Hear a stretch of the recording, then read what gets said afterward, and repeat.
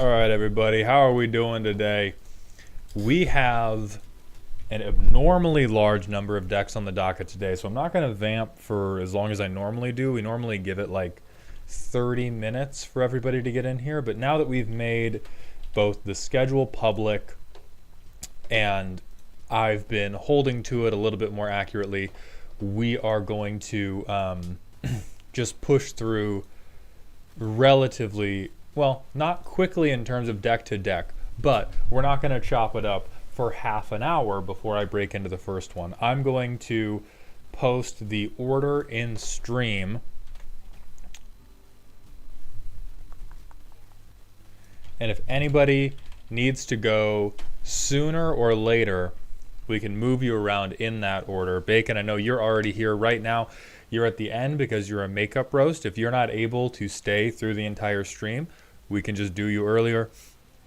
Huga, I see you're here. Church of Chovy, what's up? Are you rooting for our boy? I hope you are. Phoebe's here. KNX Skyfall is here. Bacon is here, as we said. What's up, Troper? So we're still looking for Rukak, JM Goody.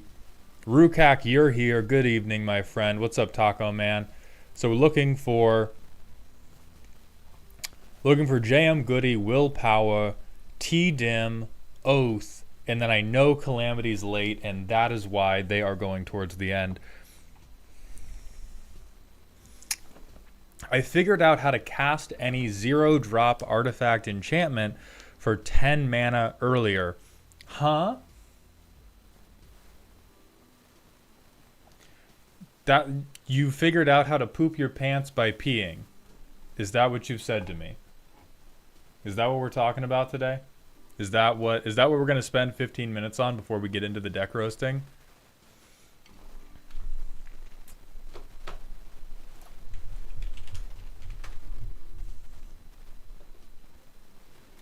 Nox, don't let him forget.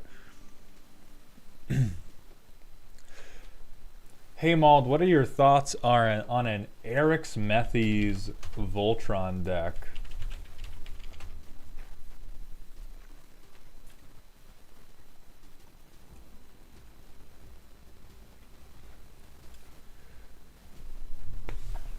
I think it's not the worst premise because it starts at 12, and so in green-blue, all you have to do is double this once before it's a legitimate threat. I think needing to cast 5 spells before you can use them as a creature is a little too telegraphed for most playgroups. Most playgroups can count to 5. I realize you can't because you're a Simic player, but most people, the people that have removal because they build responsible decks, can count to 5. And when they see you trying to storm off to get Eric's Methy's online, they're going to shoot it.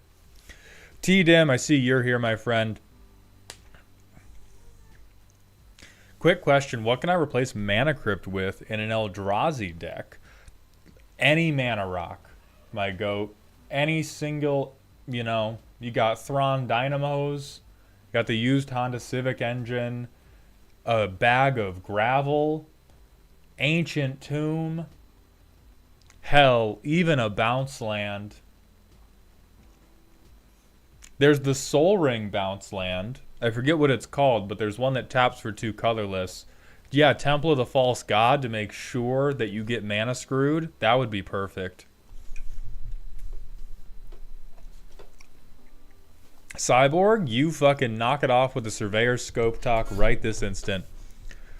Okay, so first up is going to be Rukak. I know they're here. I'm going to sip some water, and then we're going to get into Rukak's deck since we know they're here. Now, this is going to be a Foghorn Maldhorn roast, so everybody get fucking ready, all right? Because we're going to be in the Southern accent. Not the whole stream, but we're going to be opening with it.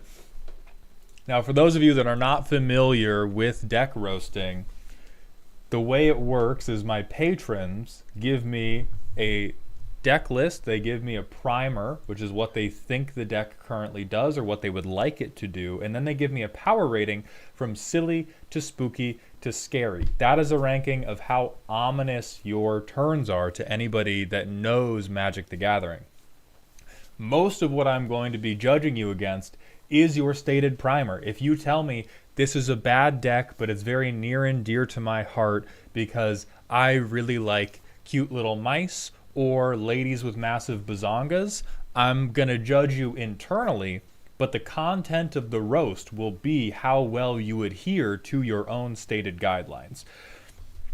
And then sometimes we place you on the deck personality matrix if there's a good fit.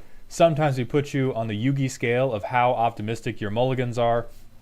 And sometimes we just look at Joey Schultz. Because damn, look at him. And sometimes I'll make a slide just for you. Sometimes I'll make a slide just for you if you really piss me off. If you really piss me off, like Shoulda 51 and the Block Tarkir Commander deck. So what if your deck is Platinum Angel plus Abyssal Persecutor? That's simply not a deck. That's a gimmick that can go inside of a deck. But if that is the entirety of your deck's gimmick, you gotta start having barbecues. I don't know how much you're spending on Magic the Gathering. It cannot be too much less than what a George Foreman grill would be. And if you're like, the best thing I can do with my time is put people into a game lock, $53. $53, some on-sale brats from the grocery outlet bargain market. Way more fun, just as interactive. Just as interactive. What was Rule 5? Enter Blastner gets it. They built a particularly based deck. I don't remember what it was, but I remember that I liked it quite a lot.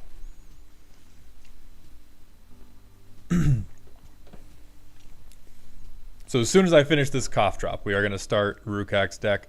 Zandumba did hit us with that random smasher pass, so let's see what it brings us. God damn.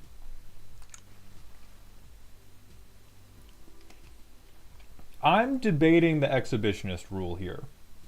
I think if you heard that a Kraken destroyed a town and there was one survivor and the one survivor told you, yeah, but I hit.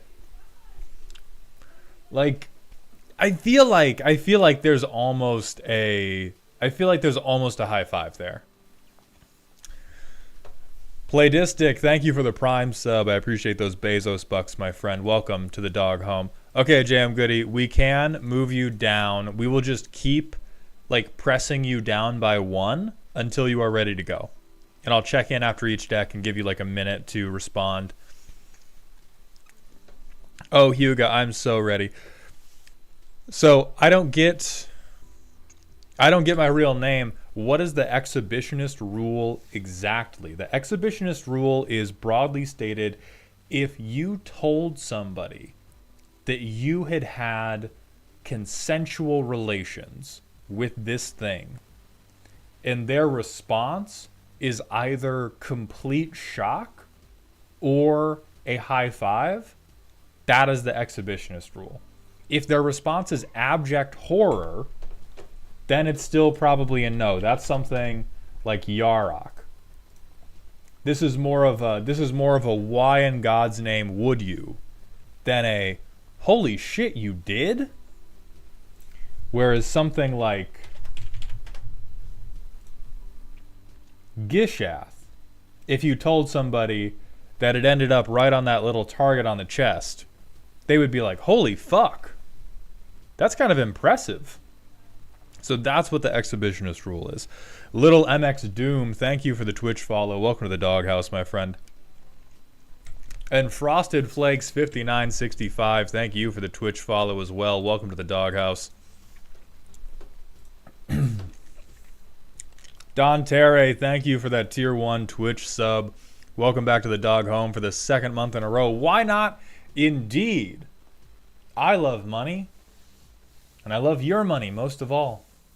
Spread it on my face. That's how I grow my beard.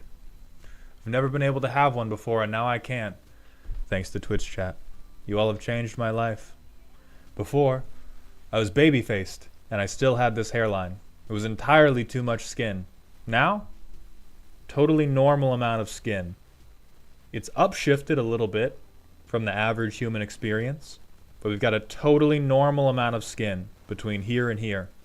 And that's thanks to you guys. Hearts. Hearts forever. Give me the beard back. Mauled grows a single hair every time Mauled Crab completes a run of Hades. Yeah, every time you guys do something that pisses me off, I lose one hair up here and I gain one down here. That's how it works. That's the trade-off.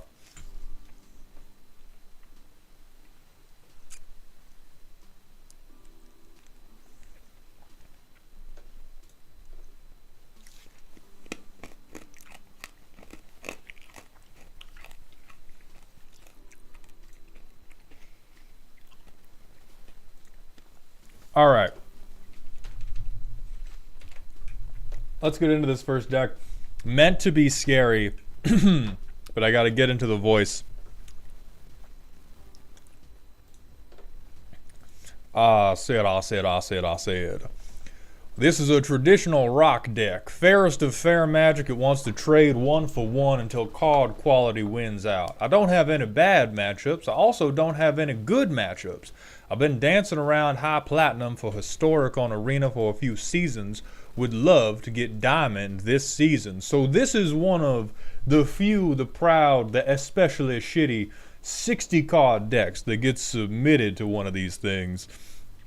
So we got 2 copies of Evolved Sleeper, 1 copy of the Accursed Marauder, 3 copies of a 2/3 with lifelink, 4 Scavenging Oozes, a Tenacious Underdog, a Murderous Rider, the worst Sheoldred for this probably. Well, maybe the second worst. Liliana, Vraska, Thoughtseize, Trophy, Guy's Blessing. Gotcha, okay. So my first question would be, you said you want to win out on card quality. Is the card quality in the room with us right now, Rukak? Because this, to me, looks like the bastard children of multiple Frankenstein's monsters having an orgy with little pieces of standard decks that were almost relevant once upon a time. Rithlock, thank you for the Twitch follow. Welcome to the doghouse, my friend. I'll look at your primer. Takes some Evolved Sleeper, yeah, it takes a minute to get started. Also known as just enough time for the mono red decks to murder you. But once it gets started, beta card advantage removal all in one. Accursed Marauder is very good at dealing with Ocelot Pride. Gifted Aetherborn has no right to be as good as it is in the deck. I would argue it has no right to be in the deck. But removal for large bodies, hexproof creatures or big butt threats will also be in a beta which gains life if no threats are on the battlefield. Murderous Rider is important because we don't have a ton of spot removal without restrictions. Decks going wide are a problem. Sheoldred Loop is one of the most powerful things it does by killing, flipping. Okay, yeah.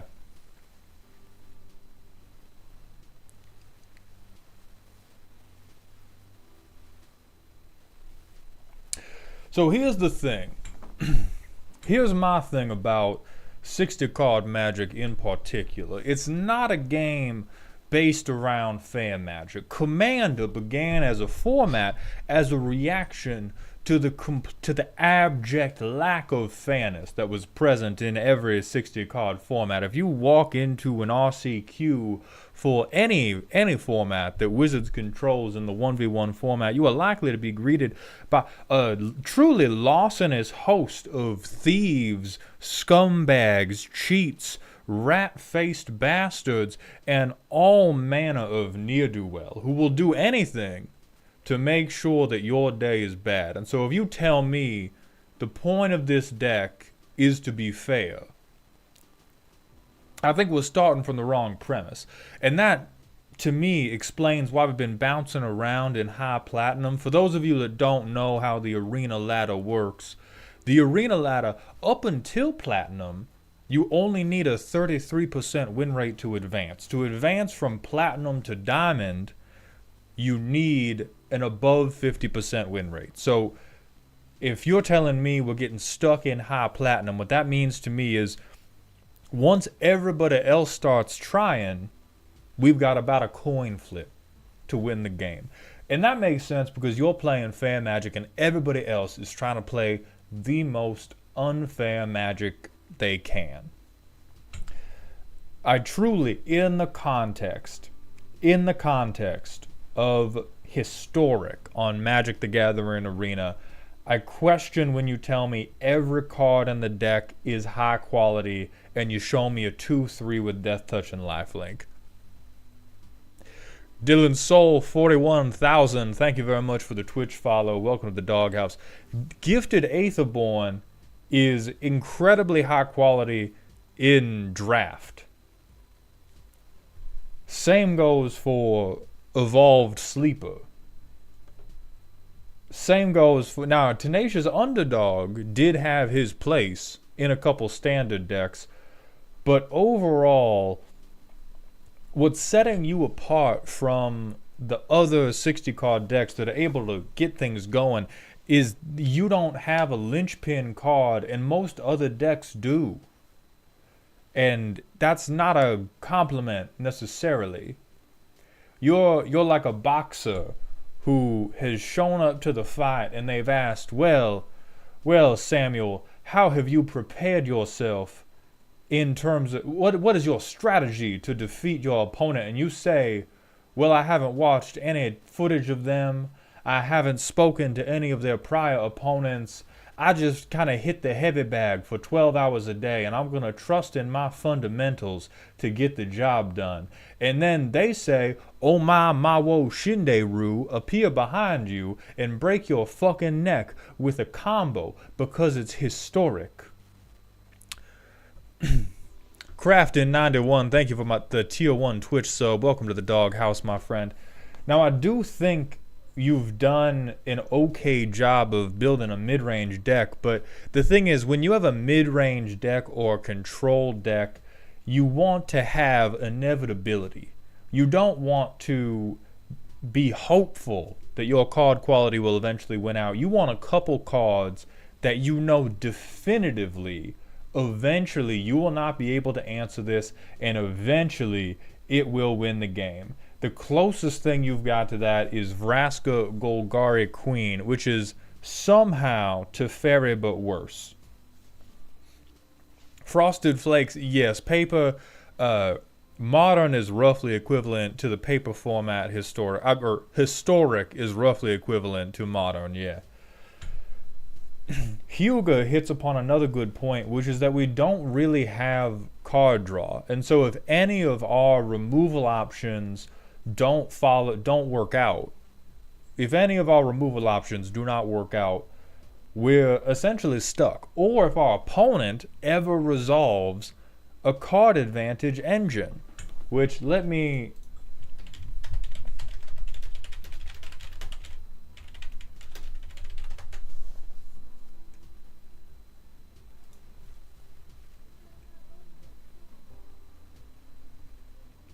Is this okay? It's not legal in historic. That really saves you, because this is one of the most fucked up card advantage engines that they could resolve on you to just rip you up.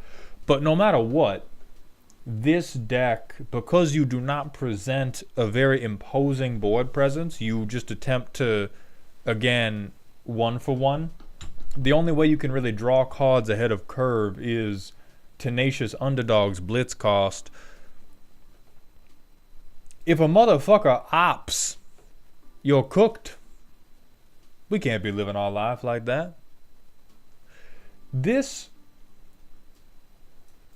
deck, truly, I appreciate that you have gone out of your way. I appreciate that you have gone out of your way to build a deck that is entirely your own creation. The problem is, it is a creation of a bygone era. It does not belong on the historic ranked ladder. Where it belongs is the Smithsonian, in a exhibit about the 2010s and what Magic used to be like before we had a Marvel Universes Beyond coming out. John Markar, thank you for the Twitch follow. Welcome to the Doghouse. And Kilroy V1, thank you for the 6 months in a row at Tier 1. Welcome back to the dog home, my friend. Standard recommendations for BMC. Yeah, if we want to talk about cards that are universally good, Black Market Connections could replace most of these. I think it could replace Tenacious Underdog without issue. I think it could replace Gifted Aetherborn without issue.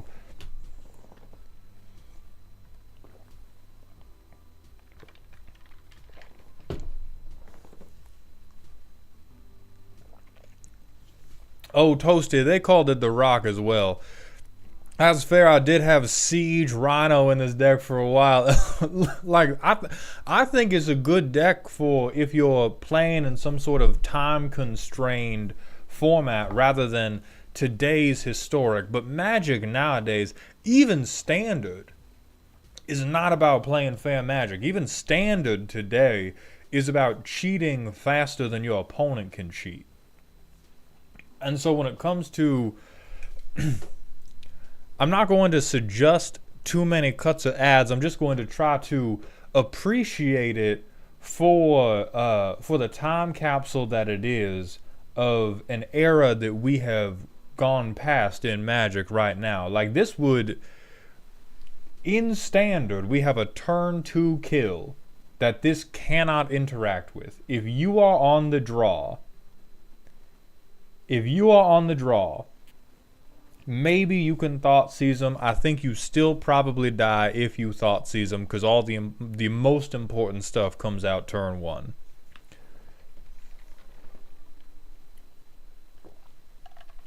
And that's a really hard place to be in. We're not even fatal pushing motherfuckers.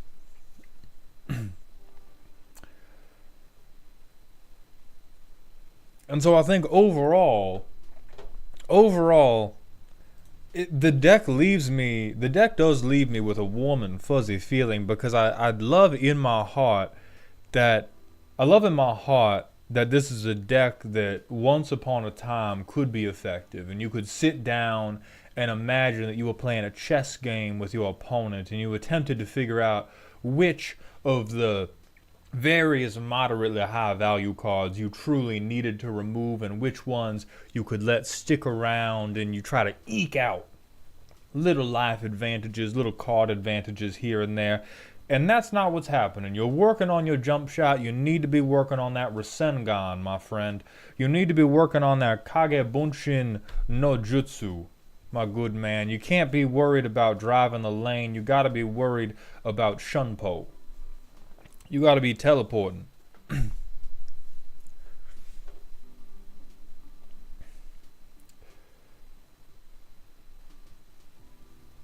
And so if we look at MTG Goldfishes, how do we look at let's see.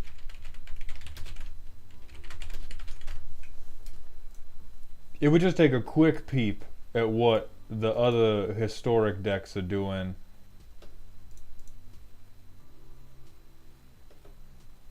they don't appear to have any data. They don't appear to have any data. Oh, what is up, Willpower?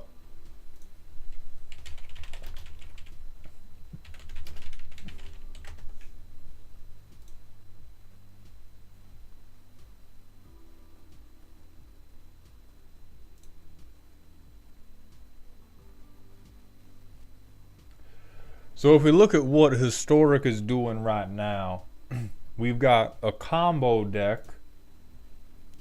We've got a Selesnya Devotion deck, which is just trying to shit out absolutely massive creatures, does have ways to draw cards, does have ways to cheat out multiple things. Oh, does have the One Ring, which is a bit strange. But most importantly, they have a lot of card draw, they have a lot of answers, they have a lot of recursion, and you just have 2-3 with Death Touch, call it good. Ship it home. And that is a gap we are never going to cover so long as the mindset is, I want to bring this back to fair Magic. If you want people to have to play fair Magic, you probably want to play a control deck. The closest you can come to making people play fair magic is responding to all of their cheating cards with counterspells. That's the best you can do. And may God have mercy on your soul, and I wish you luck.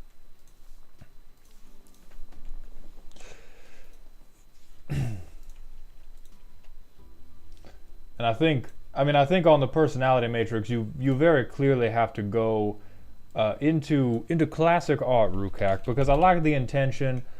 I like some of the card choices, but they were obviously made to be bad on purpose because we were trying to build a fair deck instead of trying to build a deck that cheats at light speed. All right. I know JM Goody needs to go later. Will, you're here, so Willpower, do you want to go right now? Because your deck is technically up next.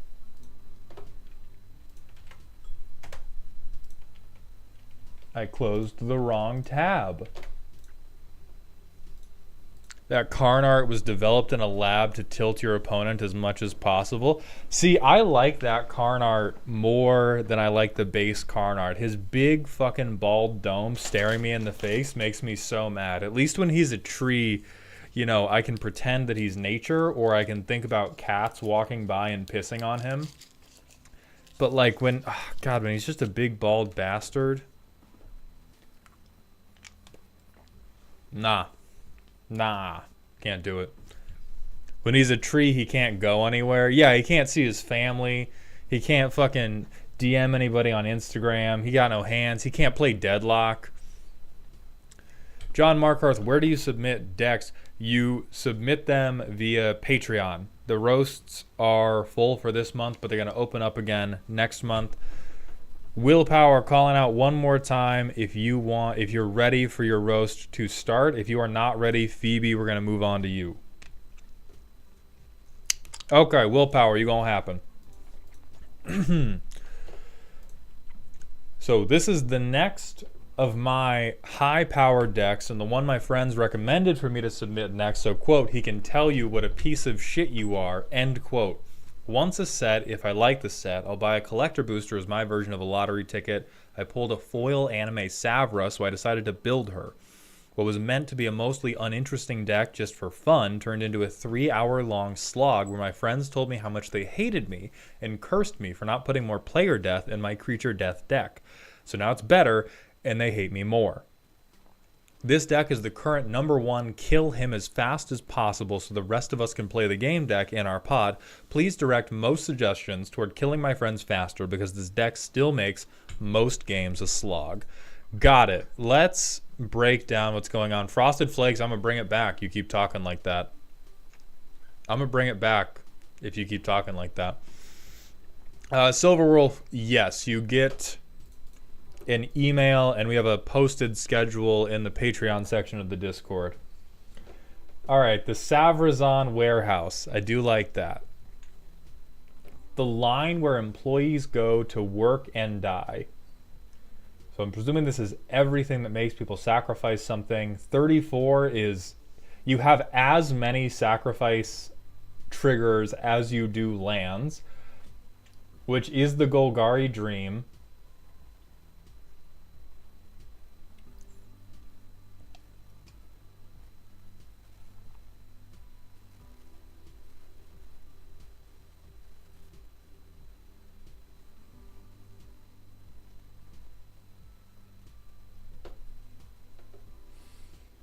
You know, Will, when you told me last month that you were really excited about going full-time as an author, I did not expect you were going to spend that new time on hentai torture porn. It's good to know what your demographic is. You could have warned me. So we have 34 ways to make other people sacrifice shit. I made this a long time ago, my guy. Well, we're keeping the joke for the VOD anyway. So suck on that shit. All right, so 34 ways to make things sacrifice, which translates to other people having to sacrifice. We have 16 ways to get stuff back. So I'm presuming that we're trying to take back a lot of the things that we're sacrificing. We can recur a tutor, yeah, to keep getting stuff from graveyard to hand. Our employees' deaths fill our coffers. I'm presuming this is all of our card draw, which is a little, you know, it's on the lower side, but 9 is within tolerance. This is our ramp section. The shipping team. Got it. So we have 6 ways. We have 6 ways to translate all of these death triggers into pain for other people. And most of it is death by paper cut. You're begging me to make a lot of really bad author jokes, so I hate that you told me you made this a long time ago. These employees may die, and that is a sacrifice I'm willing to make. Really only for non-creatures. Steal other shit.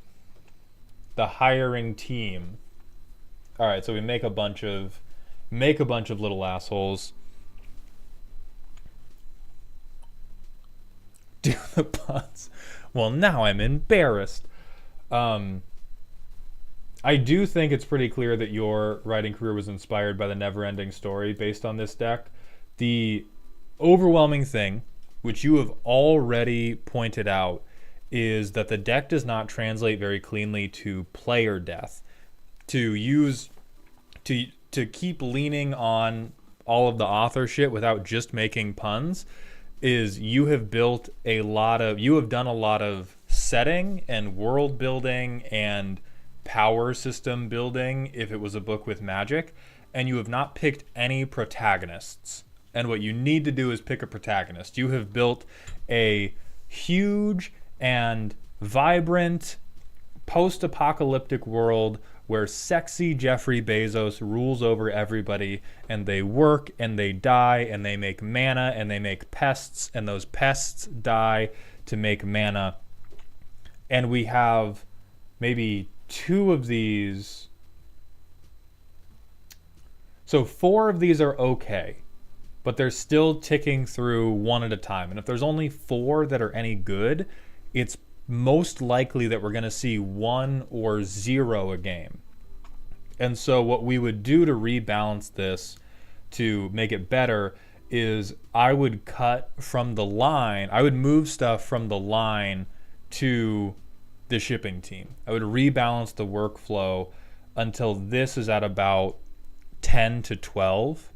Because at 10 to 12, you can be very confident that you're going to see at least 1 per game. And if we think about what your deck is going to like in terms of, like, the first question a lot of people ask is, how can I keep this deck on theme? Unfortunately, it's really easy to build a thematic deck in Magic the Gathering. You can just let the word cloud disease take you, and boom, you have a roughly thematic deck. It's also easy to build a good deck. It's tough to build a deck that stays on theme and is good, or it can be, depending on the theme. And so you have a tremendous engine for the car right now, but if we are going to get you to your James Bond movie, the car needs to have wheels, it needs to have headlights, and it needs to have little machine guns that come out of that headlights. It needs to have little machine guns that come out of those headlights and spray bullets at everybody. So the good thing that Savra is going to do for you, board's going to be clear. A lot of stuff is also going to be dying. And so the 2 directions we can go are double down on death triggers or attempt to capitalize on the board being open. Things that can capitalize on the board being open that are a little bit more lighthearted and silly are things like Yeheni, where this will benefit off of all the forced sacrifice you're doing, and it's a non-evasive creature, which can normally struggle to get through and connect. It should not struggle as much in the Savrazon warehouse, because theoretically, you have tied your opponent's hands behind your back. All their opponents, their piss jugs floweth over. They have no breaks left to take, and they have no creatures left to block. And you can pressure life totals pretty effectively. You can pressure life totals pretty effectively without having any of them in the way. Calamity is suggesting Lathril. I personally think this takes too long to get going because we're not going to be growing Lathril very quickly. So this is 5 swings before we can do the big drain, even if, and that's assuming nobody kills Lathril, no, you don't sacrifice any of the elves.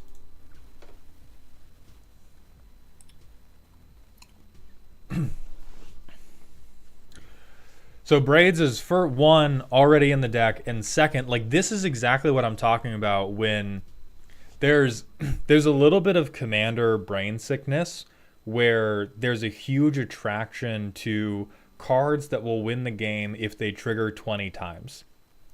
And what this deck has is cards that will win the game if they trigger 20 times, and we need some cards that can potentially win the game after connecting a few times. Like, do you know what can, without a hint of irony or humor, work in this deck tremendously well?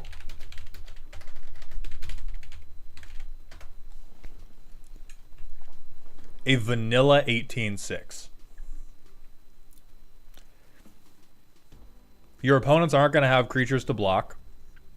This is going to put somebody into a dirt nap pretty quickly if they don't have a creature to block with. And your deck is full of recursion for if they ever kill him. He's also both green and black, which means you can double dip on the Savor triggers if you have to reactively sacrifice him because somebody's trying to kill your Frogman. So I would look more into massive fucking creatures or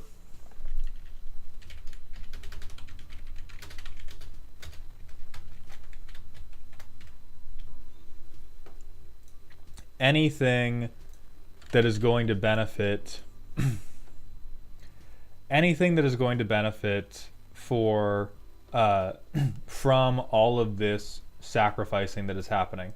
Like Algegariel, a little soft because it starts as a 1/1 but does have Shroud.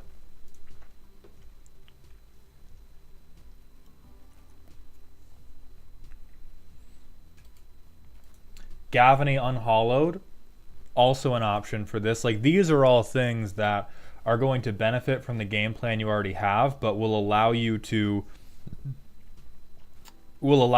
convert your game plan into really meaningful damage really, really quickly.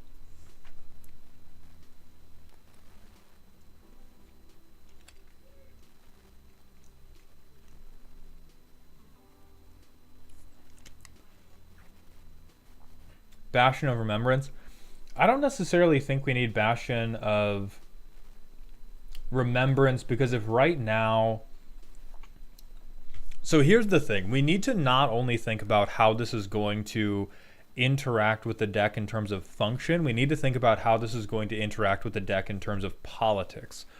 Based on the primer that Will sent in, right now he's being treated a little bit like a nerd bitch. Unfairly, because he's built a good deck. It's just that the thing that deck is best at is forcing everybody to look at Will silently and glower at him quite fiercely. And if we want to break away from that, we're not going to break away from that image of what the deck is by adding more drain effects. It's just going to make people sigh louder when the deck's engine gets going.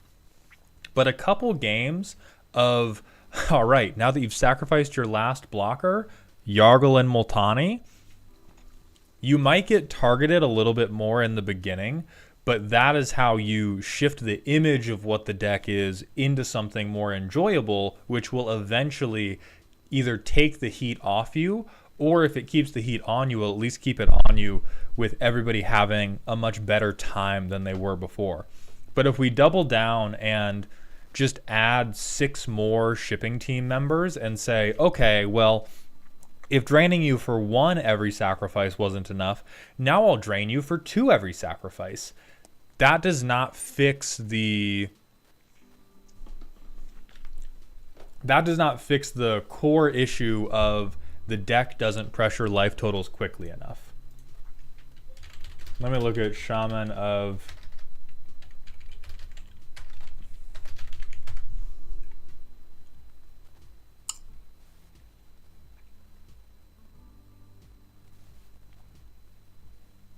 Oh yeah, I think this also works. This pressures the fuck out of life totals. I would say this is better included when you have put in a couple of these either bodies that grow or massive shitheads like Yargle and Multani, because then they swing for lethal immediately. Yeah, like there's even Malakir Coldblade. Like if you put a couple of these in the deck and you get 1 on the field, then suddenly you're no longer dragging the game out. You're simply being very, very threatening.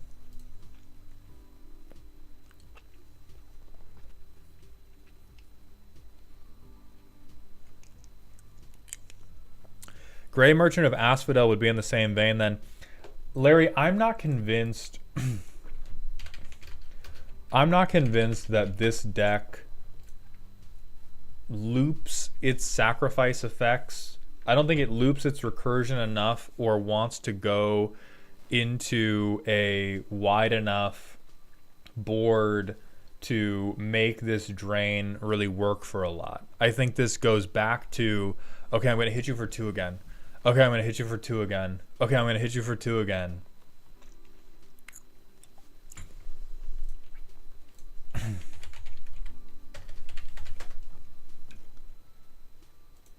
Like if the core problem of the deck is we don't do player deaths fast enough, immediately we are not considering anything that pings for 1 or 2. If we're worried about this deck is a feels bad to play because it does not kill people quickly enough and locks the board down, we're not talking about drain effects anymore.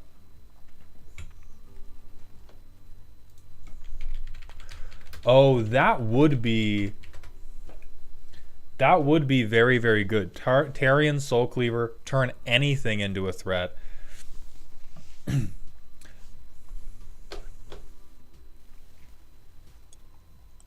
was not thinking of turning it into a punch them in the face deck, but it does make a lot of sense. Yeah, well, it's really the thing I'm trying to steer you away from is I always love when I can save the world from another aristocrat combo player. And if we want to make this deck end the game more concisely, the most meta place it would go is I would tell you to put Sanguine Bond or Sanguine Blood. Nope, it was Sanguine Bond. I was right. Yeah, you would put in Sanguine Bond, you would put in Exquisite Blood, and you would go infinite and you would tell everybody to fuck themselves. But that's not particularly interesting in my opinion. And so if I think about what the outcomes of the deck currently are, the 2 outcomes of the deck are a lot of stuff is dying and the board is probably clear. And if the board's clear, punching works. If the board's clear, punching becomes good again. And so if you just put these massive things in and you have recursion, which can really save you if someone's like, oh, Yargle and Multani, fuck that guy. It could also allow you to change some of your, like Disciple of Frailise, holy fuck, does that become a way better card when you have like 5 punchy cards to sacrifice.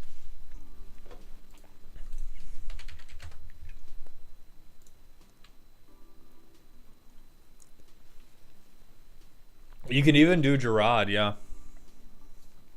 I don't know if you fill the deck, if you fill the graveyard so aggressively that Gerard's going to get huge. But he is a decent sacrifice trigger, and he could be a pretty big beater.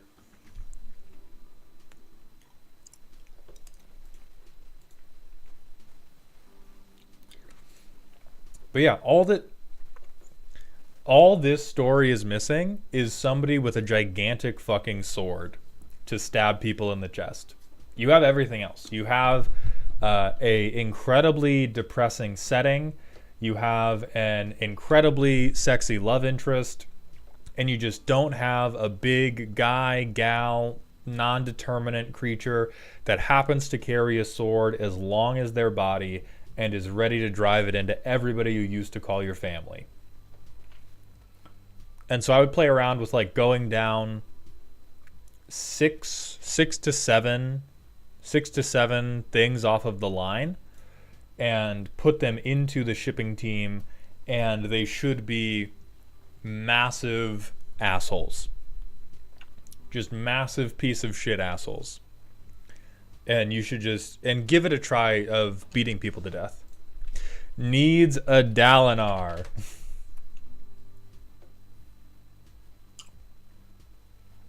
Oh yeah, Mortivore. This would also be a good member of the shipping team, depending on your personal experience of how many creature cards are staying in your graveyards. If you're mostly preying on token decks, then this is not as good. But if you are really getting like 5+ creatures into the graveyard every game for every player, motherfuckers gotta die. None of us runs tokens at high power, so that would be good. Perfect. Then yeah, Mortivore can be another really strong option.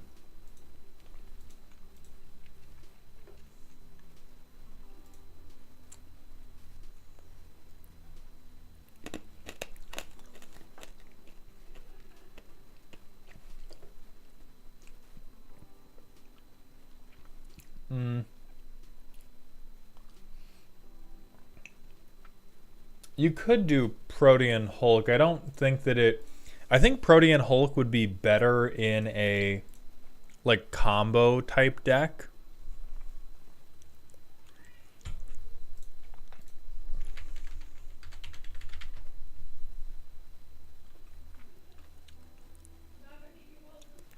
I do not think Gravecrawler is Employee of the Month. I think Gravecrawler is Employee of the Month if we're doing a bunch of head-ass infinite combos. I do not think he's the Employee of the Month if we're trying to make people more deader.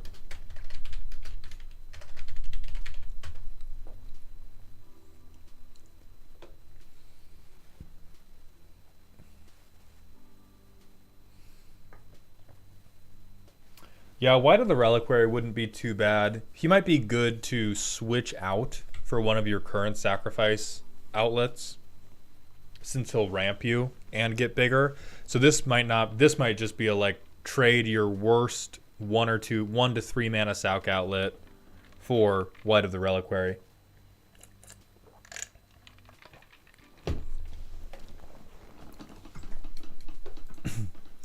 Overall, this is peak. You were so busy considering whether or not you could that you never stopped and considered whether or not you should. You got so obsessive about making sure that the core value loop was working that you built a little bit of a black hole. You built a little bit of an emotional black hole that repeats the value loop of the creatures all die, my life stays net neutral because the creature is green and black, and maybe one day in 40 turns I'll kill you about it. Have a good night. I'll see you all tomorrow. But I think it's very close to fixable because the good, at least in the way you want it to be fixed, because the good parts of it are the engine itself runs well. We just need to put some cool machine guns in the headlights.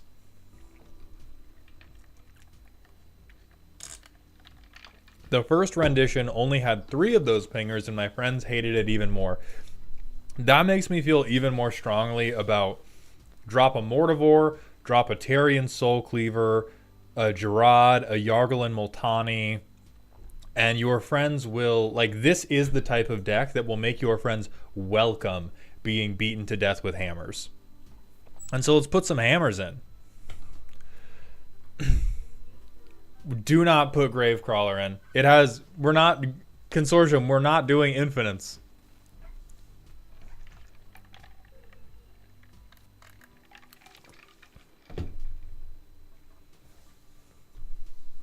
Oh, Glean Crawler. I thought you just made a typo.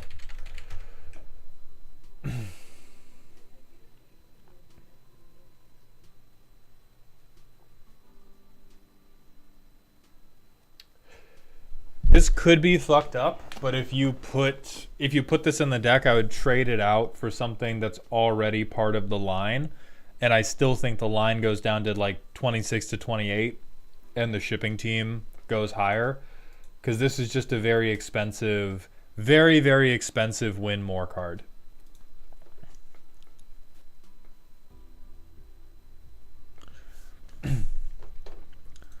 So, Will, thank you for submitting. May God have mercy on your soul.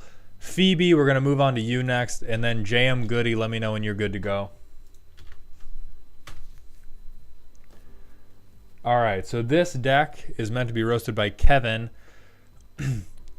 This is a mono-white self-mill reanimator list. What?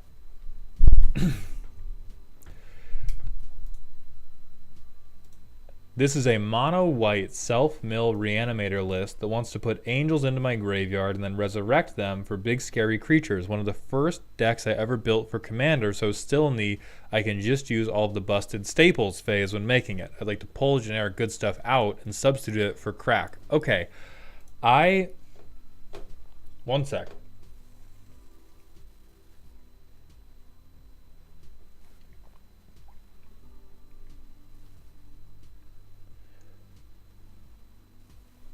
Okay, so here's the thing, Phoebe, right? I'm still going to roast the deck.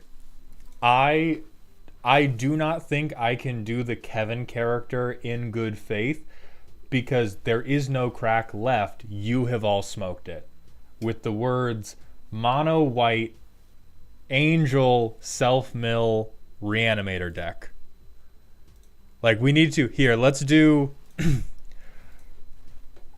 Especially with Bruna reanimates. So let's do a little thought experiment. Let's work with metaphors for a moment. So the deck's mono white, right? That's you. You're the mono white player. You're saying that your theme is angels. So that's saying I have a girlfriend. I'm a mono white player. I have a girlfriend. Then you tell me it's also self-mill. Now that girlfriend goes to a different school. It's still possible that happens, but you can understand why I might be a little bit skeptical. Then you tell me it's mono white, angels, self-mill, and reanimator. Now you have a girlfriend that goes to a different school and is a world famous model. It's still something that could happen, but I can also look it up and call you a liar about it. And the main part that I'm going to call you a liar about is the mill and reanimation in mono white being a reasonable strategy that you can rely on. I would believe you that it's a thing that happens every once in a while. But off the rip, we have less than 10 mill cards, which means we're probably seeing 1 or 0 mill cards every game. Our mill cards are not made equal. Grind Clock, as far as mill goes, may as well be blank when compared to something like Grindstone or Mesmeric Orb or Grindstone. And when it comes to reanimation, our commander can do it. So I'm going to give you half a point because your commander can do it. But I don't think that makes it part of the theme. And I don't think you have that many great reanimation targets. You have a stacks piece,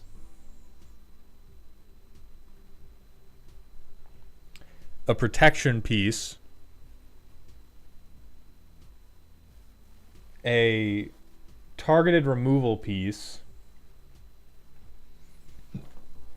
and a protection piece. And there's some decently big beaters. But the general point of a reanimator deck is that you want to be using the reanimation effect to play the thing for cheaper than you would have needed to cast it. Like, you're supposed to, the point of reanimating stuff is to somehow beat the curve of play land, play the thing. Mono white, I believe in if you said mono white reanimator, I believe you, because that is just, I'm mono white, I have a girlfriend. It's where you're stretching it into angels and self-mill that I begin to doubt you a little bit. Now, self-mill and reanimator at least hold hands a little bit, but frankly, we need to playtest this one, because right now this looks to me like I really want to meld Bruna, and the only way I could think of to meld Bruna was to shove my whole deck into the graveyard to get Gisela in there to reanimate her with Bruna. And Phoebe, when you're comfortable, you can tell that was the plan. Okay. That's good to know. Up Too Late, thank you for the Twitch follow. Welcome to the Doghouse, my friend. And Anonymous, thank you for gifting a sub. Welcome to the dog home. So, turn one. We'll just play this tap land because we're not doing anything. We'll play this land because we're not doing anything. Play this land. We'll get our bounce land out.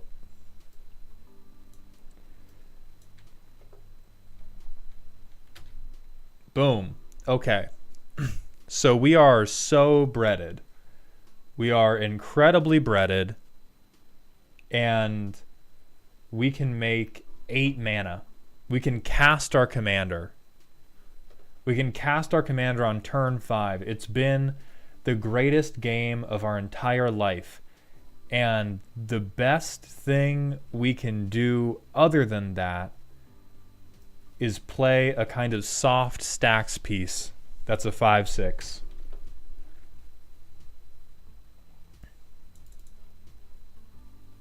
And then we can play another kind of soft stacks piece. Okay, and now we can do this, and now the milling can almost start. Hell yes, we got the grindstone. So I'm gonna discard this so that we have a thing to reanimate.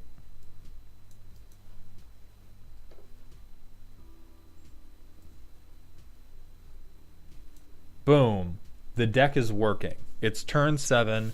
We reanimated a 2/1. We're in heaven.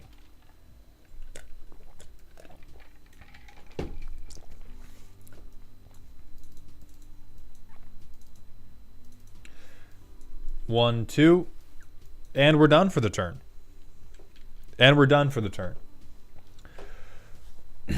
And so I think that playtest, like, this is a really good encapsulation of what happens when you try to stretch your theme too far.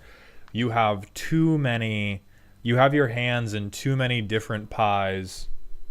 You can draw with Throne? Oh, hell yeah. Okay.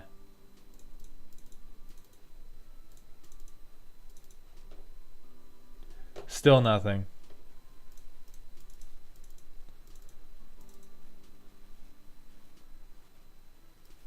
Still kind of nothing. We can do this and then spend all our mana. Now we get to mill again, and now we're done. And now we attack and we mill 2. And now we have another really great reanimation piece. And all we're going to reanimate is Starnheim Aspirant. Which turn 9 in a commander game, when we're assuming that nobody has interacted with you a single time, is not the strongest assumption we can make in the world. And so if the goal is I want to meld Bruna probably shouldn't be your commander. I understand why you want Bruna to be your commander, but if you move over into Orzhov, Esper, or even Azorius, you will have infinity more options to get both of these cards into the graveyard and then reanimate them. The thing here is we took one very specific interaction that should be the cherry on top of a deck, and we tried to make it the entire backbone of a deck. Like this is just a codependent relationship, basically. They've warped the entire world around trying to make the two of them kiss, which is a very reasonable thing, because this is hot as all hell. This is hot as all hell. But a 99 card singleton deck, it does not make. And honestly, even the flip side is not that good unless you're going into Voltron.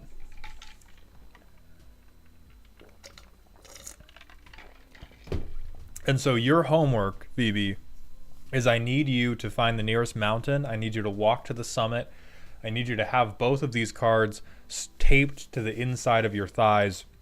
And I need you to really consider, is this a deck that I want to have, or do I just really like the idea of melding Bruna and Gisela? Because if what you like is the idea of melding Bruna and Gisela, there are a ton of other commanders that are better suited to reanimation. Or if you really don't want to move off Bruna being in the command zone, there have to be at least a few additional mill pieces we can put in here. And even if you don't mill, you can at minimum be drawing and discarding. Because the point of the deck, one of the things I always recommend is that if you are trying to do a jank thing because you love it in your heart, double down on the jank thing. Don't try to shore it up with these good cards, with these valuable staples that will make the deck work. If the thing that you love about the deck is the way that Norman Osborn looks at Peter Parker in the finale of Spider-Man 2, everything about the deck needs to be dedicated towards getting to that scene, taking the remote from your family, and hitting replay over and over and over and over again. And so if we're talking about the point of the deck is to get Gisela into the Troper, shut the fuck up. Not in the Spider-Man 2 I saw. He's in every Spider-Man movie in my house. You're not here. You don't have my DVD player. Anyway, if the point is to get Gisela into the graveyard, we can have these mill pieces, but we also need draw and discard. We also need draw and discard, which can be Mazatlanti. It can be Collector's Vault. Anything that says draw a card, discard it is one step closer to getting Bruna's GF into the trash so that Bruna can fix her.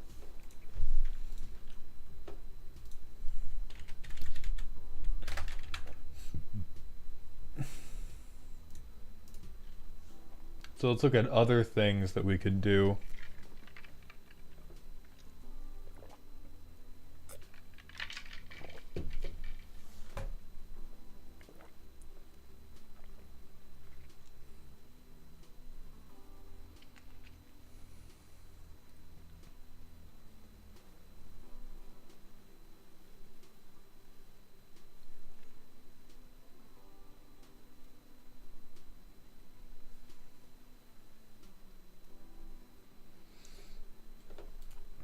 Okay, we could at least do Perpetual Timepiece. I mean, God, you could do Sands of Delirium if you really have just too much mana. They have Milliken already. They do have a number of the good mill cards. They just don't have a ton because there's not too many that are colorless.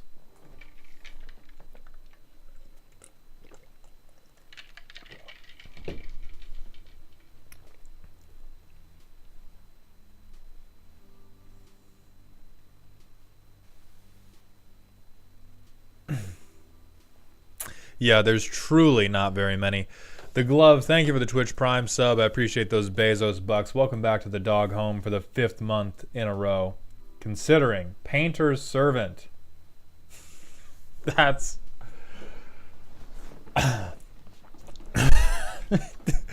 Phoebe, this has... So Painter's Servant... We got to get you up on that mountaintop, and we got to get you considering what you want the deck to be. Because I promise you, if you put Painter's Servant in the deck, that goes from silly little I have a girlfriend who's a world famous model to I am a murderous cannibal, and I am going to eat everyone you care about. Because if you ever resolve Painter's Servant and Grindstone, there's competitively... There's no point in doing anything other than milling whoever's winning, and then milling the next player who's winning, and then milling the next player who's winning. And if you say, oh, well, I'm not going to do that, I'm not lame, I believe you. And having been a player that tried to do that, it ends up lame anyway. If players can see that you have that's why that's there. Okay, so we gotta get you on, because if the goal is, well, fuck my girlfriend, I'm just going to bimboify the table by milling them to death. We've got some competing, because then it becomes the deck is really bad unless it gets this one card, and then it's really fucking good. And that's another bad spot to be in, Phoebe. I don't think you want Silent Arbiter because angels typically enjoy I guess orgies. Angels enjoy having a critical mass of bodies to end the game with. They don't want to be going one at a time. I mean, Codex Shredder is not unplayable. All this stuff that mills one or two at a time is better than what you do have if the true goal of the deck is to make Bruna and Gisela kiss. Another thing is you have so much ramp that you're really not playing a Reanimator deck. You're just playing I have a lot of angels, and I'm hoping that my commander reanimates Gisela.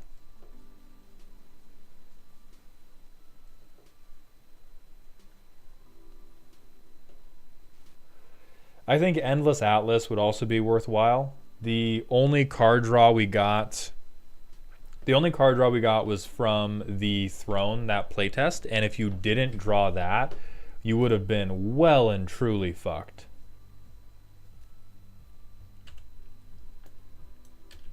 See, like, this is another...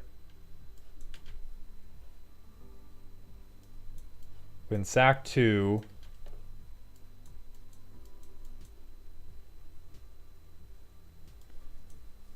We can get this out, at least.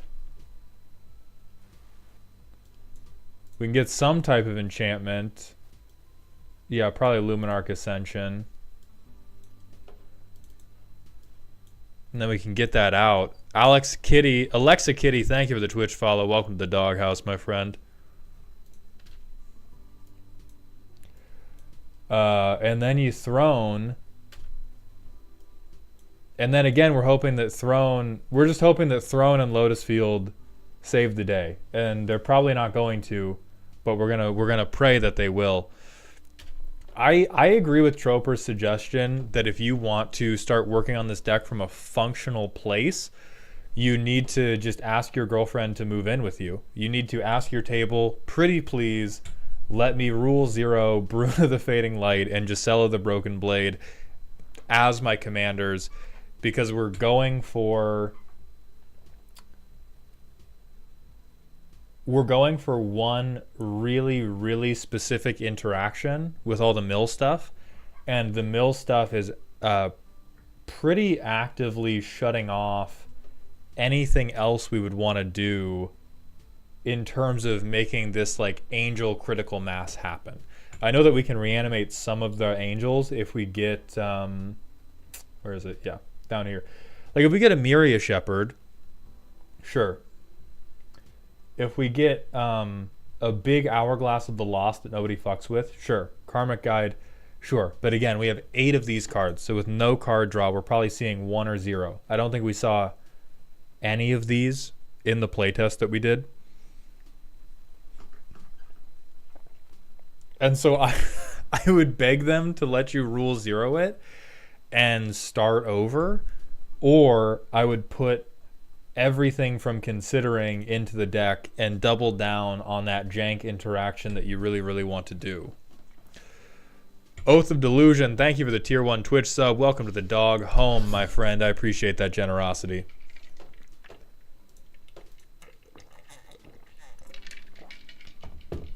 Let me take a peep at Cathedral of Sarah. Oh yeah, you need this. For sure.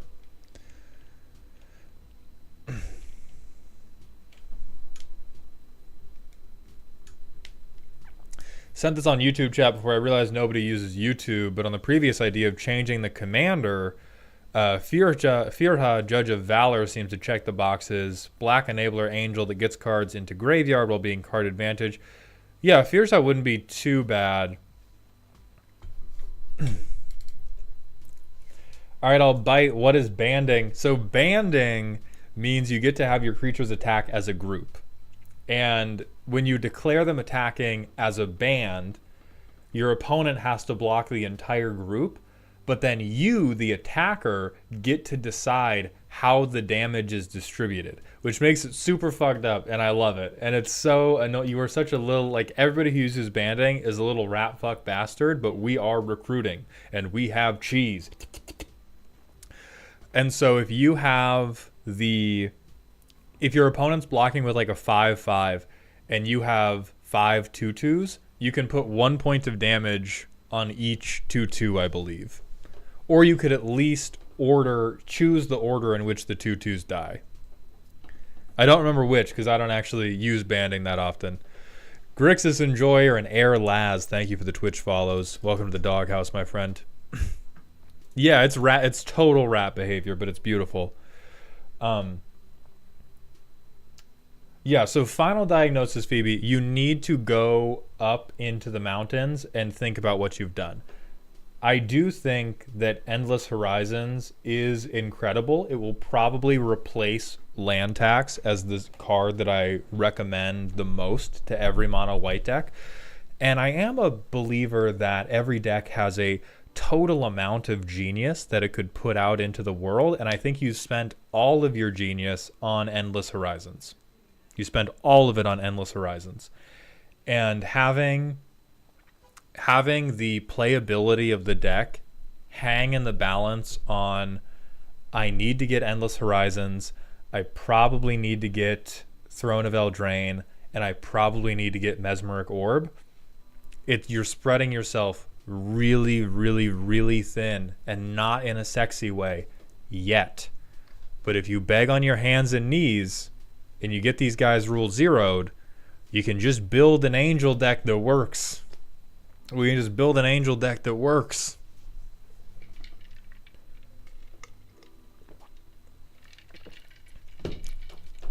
We're going to call this deck there. Thank you very much for the submission. Okay, so JM Goody, you have dibs if you want to go next. Hey Mauld, entirely ignore the primer I gave you and stuff. All of it's in Moxfield. The deck has changed significantly.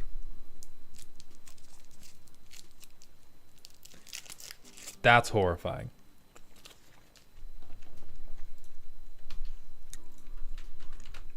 All right, Goody.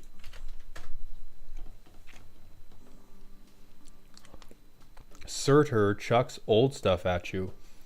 Enable tags and come back. I saw Surtur and was wondering how to build this like mono red burn to win quickly, but I was struggling really hard.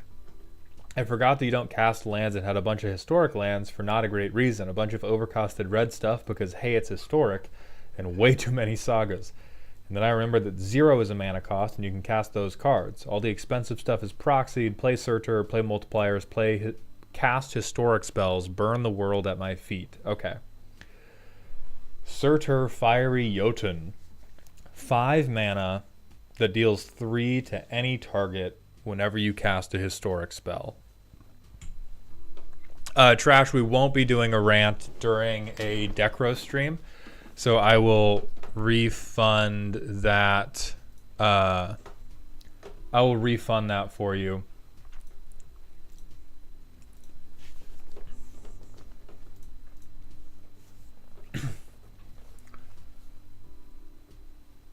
Free, that's a bold tag.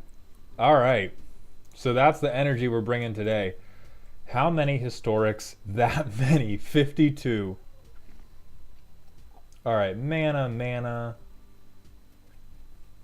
We all know what I'm looking for. So almost card draw. Exile at the top. That's like half card draw. We'll do the Smasher Pass because it's fast, but I'm going to do this deck first. Controlling. I'm assuming this is just a cast for 0 or 1.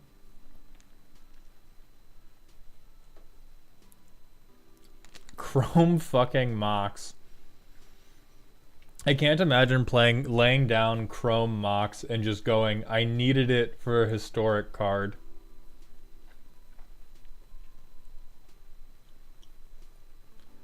Sacrifice Dark Sphere, yeah.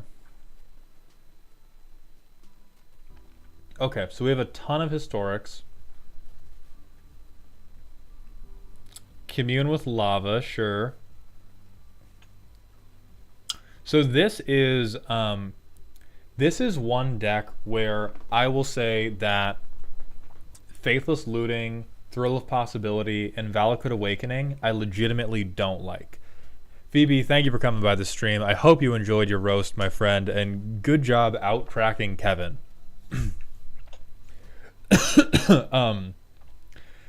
Because you're one of the few decks that doesn't have a wrong order to draw the deck in. You have Surtur, the very old man, and you have a Costco-sized bag of Cheerios that you are attempting to throw at your family until they die. And that deck, like, some of these are better, some of these are worse. In my mind, most of these, outside of the One Ring, are interchangeable. It's a matter of running out of gas. That is exactly what I'm talking about, because Thrill of Possibility, Valakut Awakening, and Faithless Looting specifically don't give you gas. Faithless Looting, you end up net down on cards. Thrill of Possibility, you are net neutral on cards. Valakut Awakening, you are net neutral on cards. So these are cards that you use when, gamble, you go down a card. And so a third of your card draw is here. And Ragavan, this is here to be a shithead. This is here to be a shithead because it doesn't, like, it gives you a treasure, but you don't get you don't get a thing you can play from your deck. You get a random thing from your opponents. And if you have a Joda player who's going to be playing all historic permanents, good on ya. But otherwise, it doesn't really count as card draw. And Simulacrum is really just, it replaces itself. So half of our card draw, and same for Vault 21, House Gambit, discard a card and then draw a card. Half of these just go neutral. And so if the deck is running out of gas, going neutral is not where we want to be. Where we want to be is we have to be going up on cards. So like if you tell me Surtur's chucking old stuff at you, this is Dementia Grandpa throws Cheerios at his family, but you are throwing the Cheerios one at a time. Like and especially because it's any one target and not hit everybody, that's a really hard effect to make work in Commander. You need a lot of gas to make that work. Lemongrass, yeah, it's a Patreon redeem. DB, we're not going to be opening up more slots for the $25 tiers. There's going to be different opportunities to get your deck roasted in the future, but for now, it's just the $25 tier. So here's what we're going to do for our first playtest to drive home how this is Dementia Grandpa throws Cheerios, but one Cheerio at a time. I'm going to say that in this playtest, your commander is on the field at the beginning. Your commander is an emblem. People cannot interact with it. You just have it for free. It's there the whole game. We'll mulligan to a hand that has something. We'll play a land, and then we'll say City's Blessing. City's Blessing is going to be how much damage we've dealt. So we play a free artifact and we go up to 3. We play another free artifact, we go up to 6. We go to our next turn. We're going to gamble to get a land, and I'm even going to control what we discard to make it as optimistic as possible to make sure that the deck keeps going. Cyber Draco, thank you for the tier 1 Twitch follow for a year. Happy anniversary, my friend. Welcome back to the dog home. So now we're going to play Dowsing Device. We go up to 9 because we've had these 3 historic permanents. We go to our next turn. We hit a land drop. We go up to 12. Next turn, hit a land drop. We go up to 15. And this is total. This is total. This is against a total amount of life of 120 across our opponents. We got to play our commander for free as an emblem at the start of the game. Then we go to our next turn. And what we're doing is now what this deck says is once every turn, I get to deal 3 damage. If at any point we had drawn Valakut Awakening, Thrill of Possibility, or what was the other one? It was Valakut Awakening, Thrill of Possibility. If we had drawn any of these card neutral things, we would have ended up in this position. Gamble we had to use because we didn't, or Faithless Looting. Gamble we had to use because we were land screwed. But even if we pretend maybe we didn't need to do that gamble, maybe we just got a land and this was another historic permanent, we're up to 24, which is an average of 4 damage a turn. And so if we want this deck to really cook, we need way more things.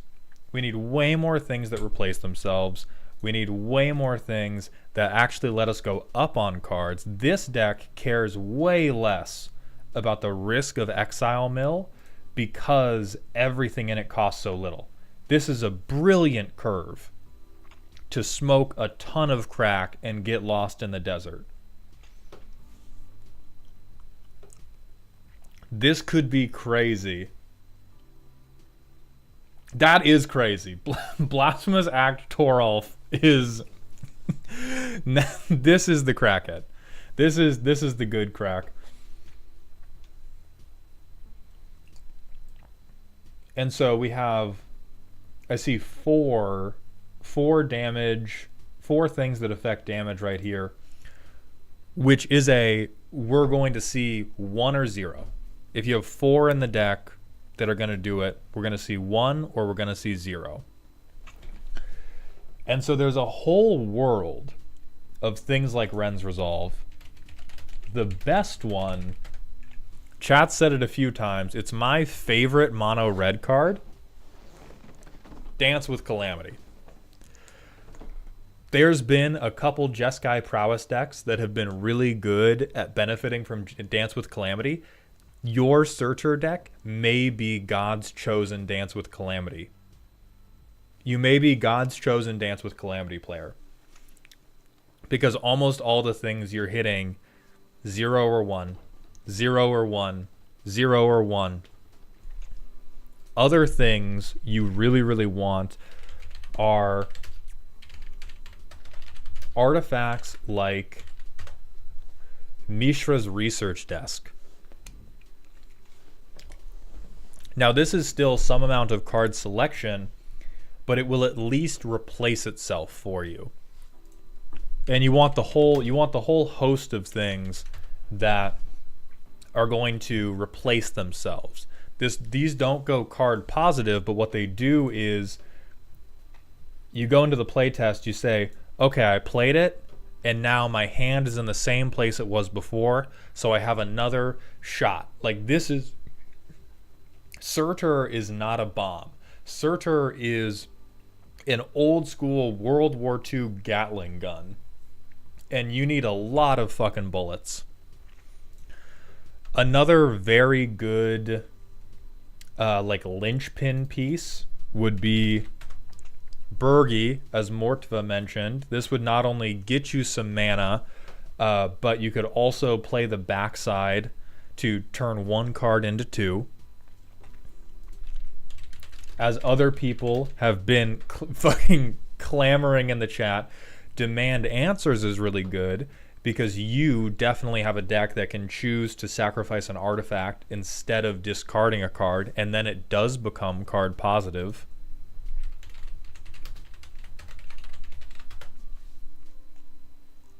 You might say we're demanding it. How did I never see Demand Answers? Goody, if we were to talk about all the stuff that you hadn't seen when building this deck, we could be here all night, but we're going to make it all better.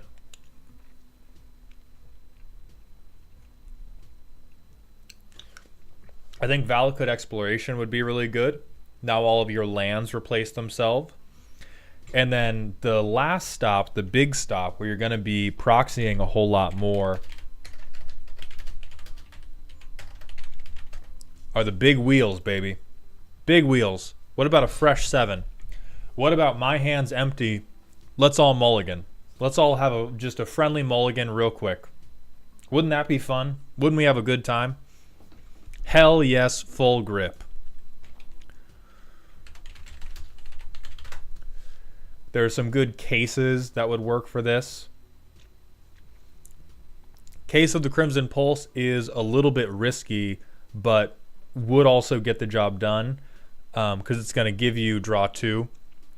Machine King 5, thank you for the Twitch follow. Welcome to the doghouse, my friend. How does Wheel of Misfortune work? So you all choose a number. If you choose the lowest number, nothing happens to you. If you chose the highest number, you take damage. If you chose anything in between, you discard your hand and draw 7. The highest number also discards their hand and draw 7, but they just take damage. So it's either I pick the lowest number, nothing happens. So if you pick 0, nothing happens. If you pick the highest number, you take that much damage, dump your hand, draw 7. If you pick anything in between those two, discard your hand, draw 7, no damage. Can I pick a negative number? I don't want to prof you, Airlaz, but can you read, in the silence and the peace and the calm of your own home, can you read the first sentence of this card for me? I can't read. Real. No, you cannot pick negative numbers. What if everybody chooses 0? Nothing happens to anyone. 0 is deterministically a nothing happens to me number with Wheel of Misfortune. So if everybody picks 0, the card just fizzles.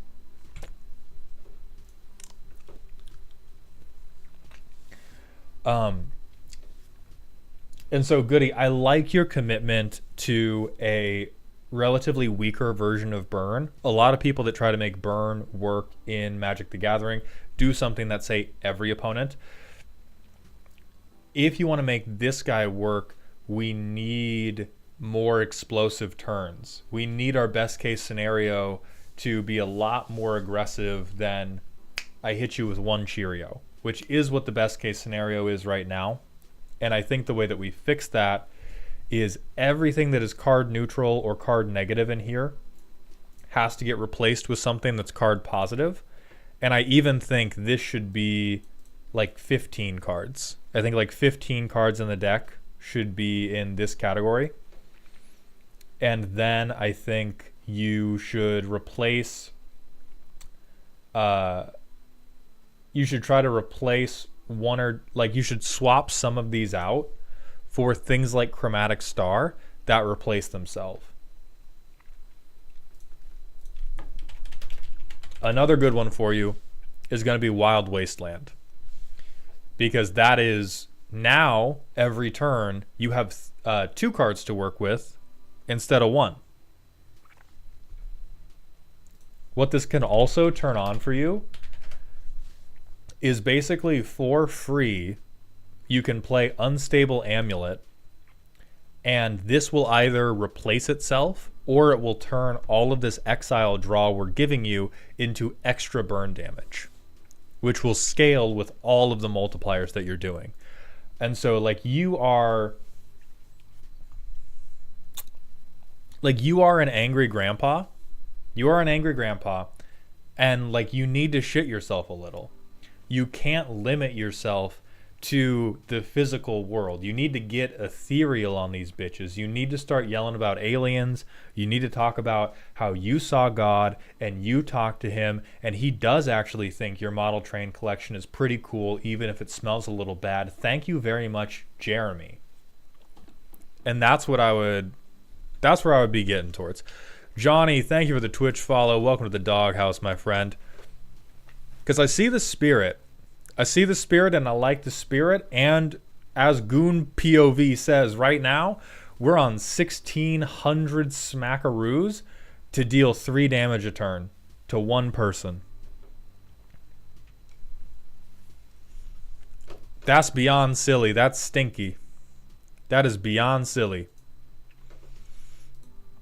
But I think there's a very simple way to fix it. Does it even have enough to kill everyone? It does.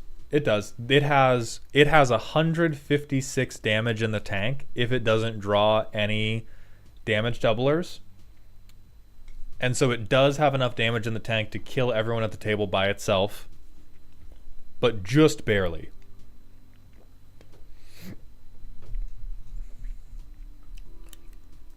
We don't have good counter spells. We have this. Does make me happy. This pleases me. I don't want you to think I've missed this. They do have Light Up the Stage, which is good. Like the card draw that I didn't call out is totally keepable and is useful. The One Ring, of course, it's the fucking One Ring.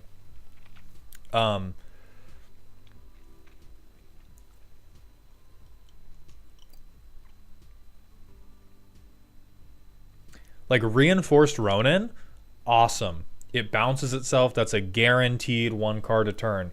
Light Up the Stage, great. It's card positive. We need a million more things that are like Light Up the Stage. Breya's Apprentice, great. We can turn our artifacts into card draw.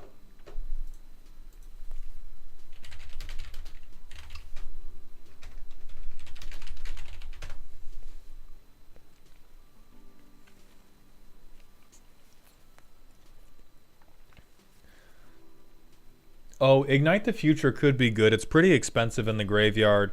And on that note, another thing you may want to be in, you might be playing the world's fairest even worse. You might be playing the world's fairest Underworld Breach deck in the world. It's going to require you to switch much more heavily over to cards like Chromatic Star that dump themselves into the graveyard, or be much more heavily on sacrificing your artifacts. But this is a way to like reload the gun if you get a lot of things into the graveyard.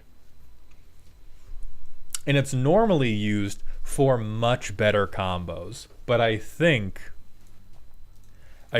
we can make it work for combos like this.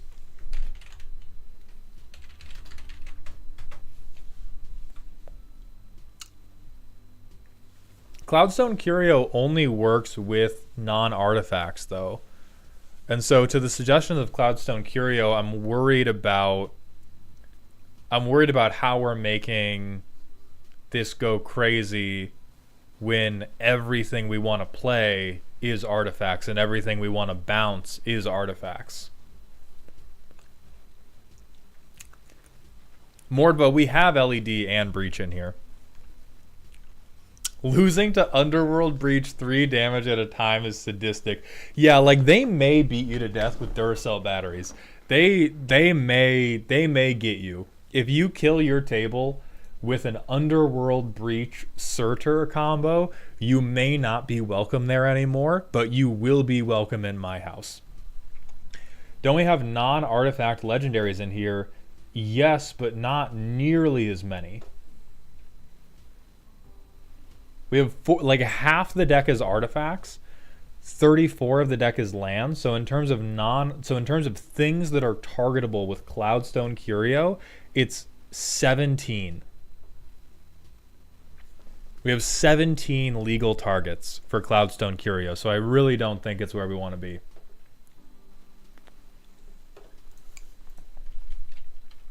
Emily Fisheye, thank you very much for the Twitch Prime sub. I appreciate those Bezos bucks. Welcome to the dog home, my friend. Goldhound would be great. Drop it down low. It's at least a chump blocker. Can sacrifice itself for mana, which can help a little bit, but it's not as good as something that sacrifices itself for card draw.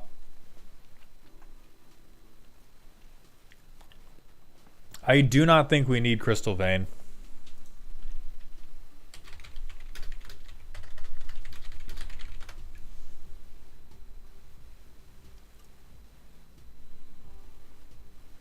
No, I don't think we want to be Underworld breaching because we've wheeled so much. I think we want to be Underworld breaching after we have successfully played a shitload of artifacts.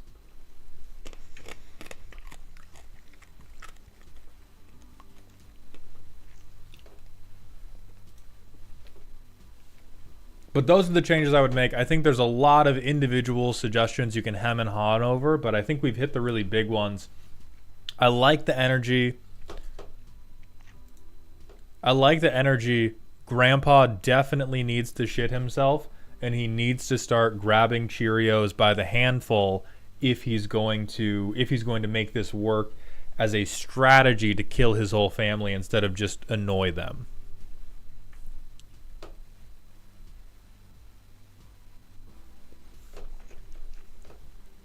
Need to Will Ferrell and Elf this thing. That's the energy, Goody. And I believe in you to do it.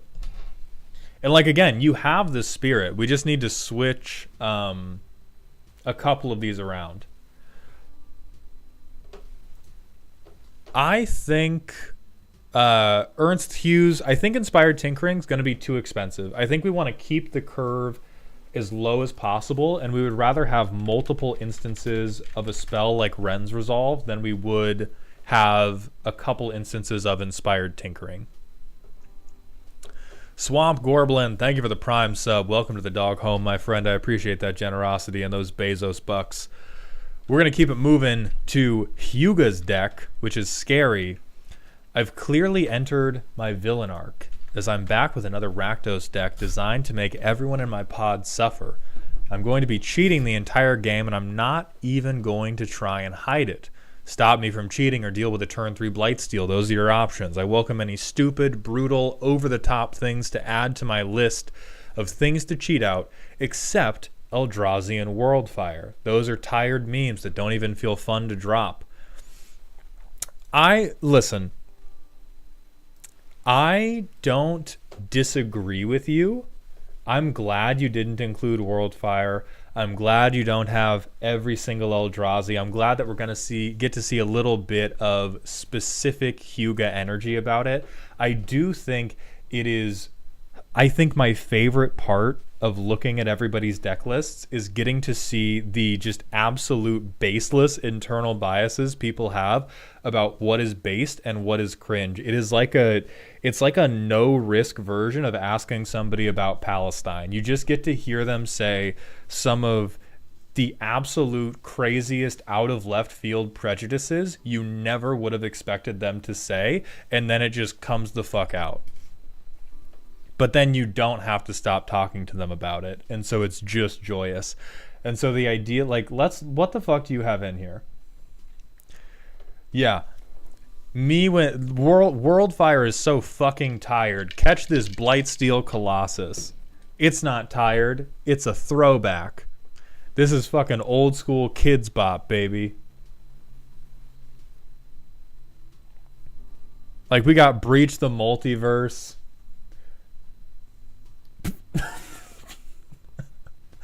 I'm not going to play these cringe-ass Eldrazi. Now check out this extra turn spell called Rise of the Eldrazi I found.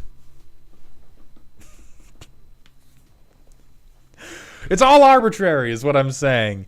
And it's beautiful. It's good to be arbitrary. Being arbitrary is what gives us the zest on life. Where's Jokal Hop? Where's PewDiePie? Why would you play this?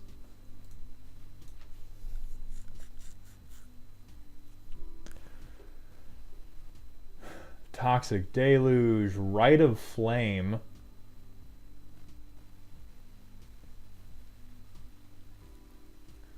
In Garuk's Wake. Power Balance. Power Balance when you are truly legitimately gambling.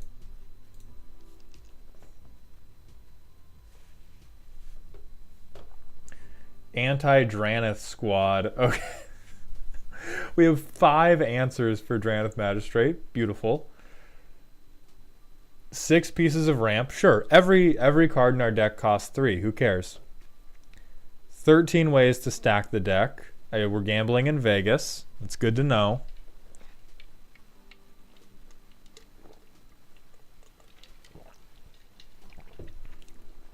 This is a clever way to name your lands. You have more than 26, right? I don't have to poop on stream. Discard fuel.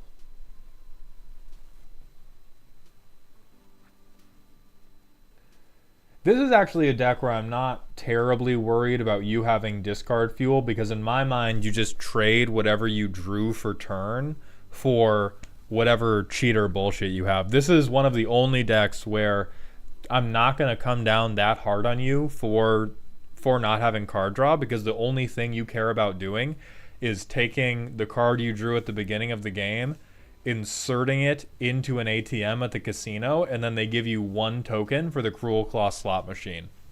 So if you're not going to draw cards, whatever. As long as your mana base works out to keep getting Cruel Claw out, sure, you don't need to draw cards. You're getting Archon of Cruelty for free. And then you're going to get Prosper for free. And then you're going to get... Who's another just absolute bastard? And you're going to get Necromantic Selection for free. What's even the problem here? This is why we're here. So 21 despicable bastards.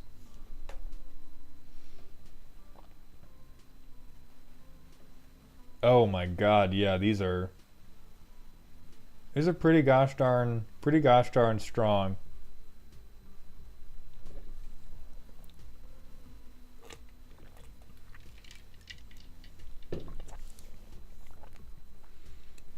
I might actually like this deck a little bit. I think everything in here... There's nothing in here that says I'm going to win the game, which always makes me worried that the deck does not have a concise enough win condition. But if you have 21 things that are only in here to lay a gigantic dump onto the table, eventually that table will crumble under the weight of all the crap. Why in the hell do we have Isochron Scepter?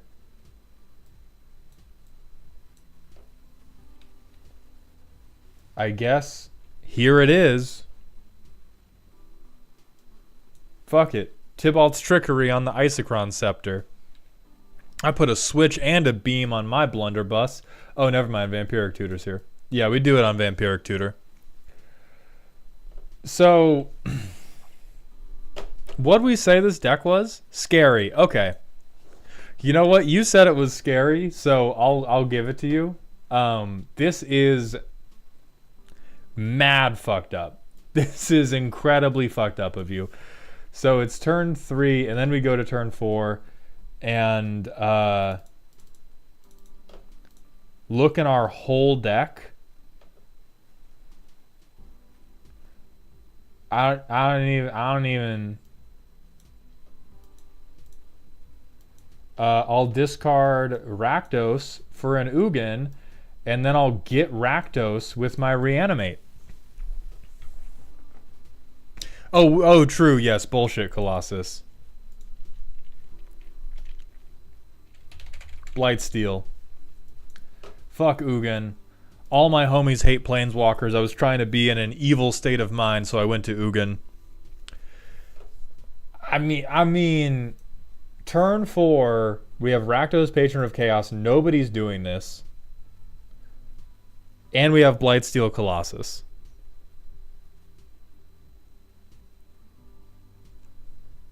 I want to hate you, but you said that this was a scary deck, and this is what scary decks do. So, somebody dies.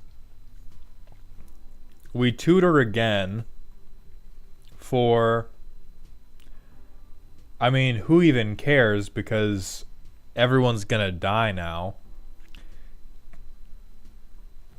Portal to Phyrexia isn't even good because nobody has creatures for us to steal yet. I mean, this time we'll get Ugin.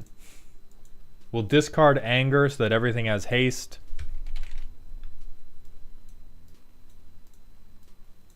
See, this is what is possible. This is why I spoke to Veggie about his goddamn video where he talked about Worldfire with Cruel Claw. And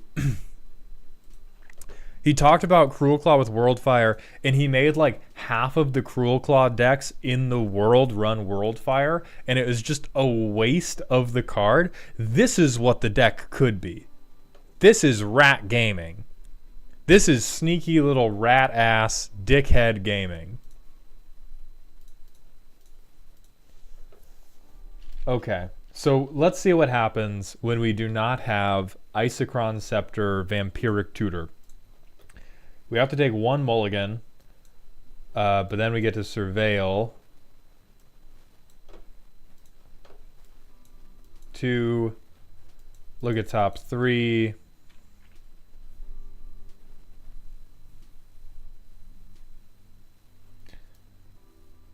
So we put this back, then this back, then this back. We go to our next turn. We play this. We haste him out. We get Keeper of Secrets, and we dump probably this. Oh, no, the Planeswalker's good.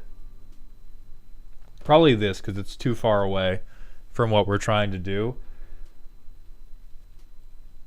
And then next turn... Sloppy Toppy.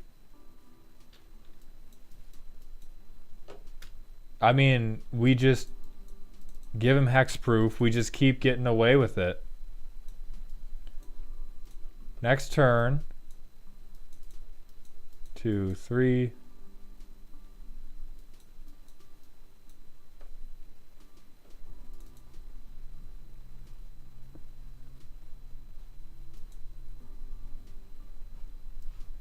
Yeah, fuck it. We're not casting this. And now we can hard cast this, search for Blightsteel, and kill somebody else. This is awful. This is downright evil. This is what Rakdos should be about. This is that like pure, unadulterated, good-hearted cheating.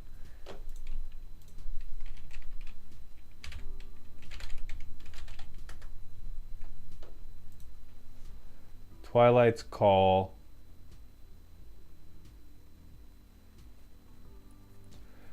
I don't know if we want Twilight's Call. I don't know what we would cut for it, but maybe. We don't have a ton of creatures is the thing. Like the stuff we want back from the graveyard isn't always going to be a creature. I feel like you have boiled Rakdos into an evil pile. This is Rakdos Balsamic Reduction. This is pure concentrated flavor of this person has no plan other than for people to die. The only plan is for bodies to hit the floor. Roaming Throne can double the trigger, but Roaming Throne can also go in every single commander deck from now until the end of time. And I class it in the same place as Sol Ring, where I think you will have a better and more interesting time if you don't put Roaming Throne in the deck and don't have to spend every fucking turn wondering about if you're going to draw it like you are about if your high school crush is ever going to text you back. Like, that's not a thing you want to be giving mental real estate to every second of a commander game. If NBA Youngboy was a deck, yeah, this is crash out energy on your deck. I think the interaction is on the low side, but that is reasonable considering that you are the problem. Your interaction is at least targeted towards the only thing in the world you care about, which is Draneth Magistrate. It's Rakdos ass out till we pass out. Yeah, this is awful.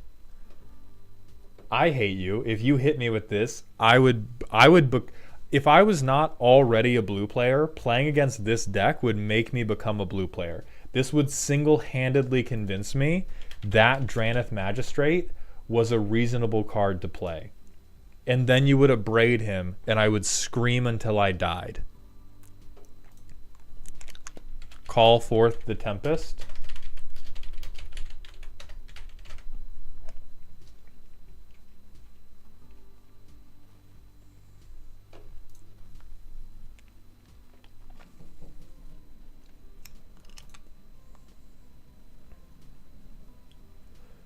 Oh, yeah.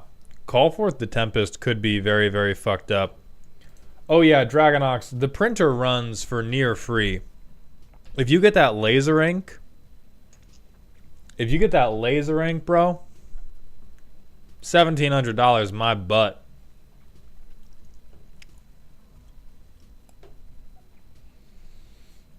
And I think a lot of people say, oh, well, Cruel Claw just won't hit.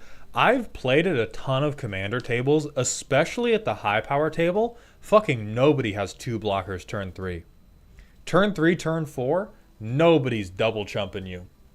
And even if they have 2 creatures, it's probably mana dorks that the green player isn't going to give up. Because the green player, the only one who's going to have 2 creatures is it's going to be the Selesnya Stompy Dinosaurs player or the Naya Dinos player. And they're going to have Elvish Mystic and they're going to have Birds of Paradise. And they're never going to block. You know why? Because they're going to believe in their heart and soul up until the moment Blightsteel Colossus tears their spinal column out through their asshole, they will believe that Gishath clears. They are like Gojo stands. They will never accept defeat, even when they are on the floor dying. So fuck them. You're gonna connect. You're gonna connect because they're gonna believe they beat you. The Naya Dinosaurs player is gonna go, nah, I'd win, and you get to resolve whatever you want. The blue player, we don't have a creature out. We might have 1.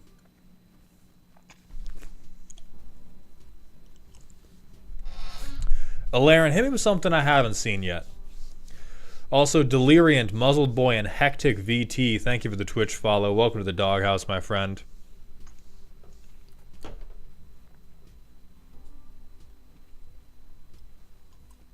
I mean, this deck is Sakuna. I do really want to see, like... I was gonna say what happens when you get mana screwed. But hey, I guess our mana's fixed. I'll exile this because we can't freecast it.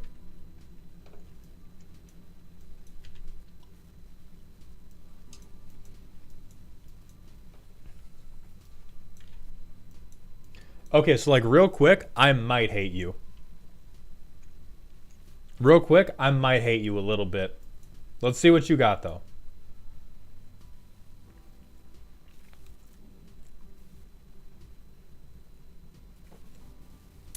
I'm going to be copying this deck, by the way. I'm going to print this out and bring it to Vegas with me because this is such a piece of shit and I love it. This is absolutely disgusting. I am going to print this out on my printer at home, cut it up, and I am just going to sleeve it in if anybody asks to play a high power game with me in Vegas, and I'll give you writer's credit, but that's the plagiarism noise. That's what you get. Okay, that's what you get for building this.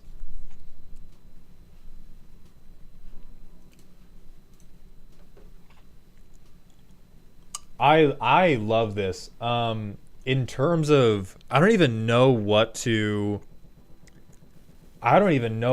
add to this.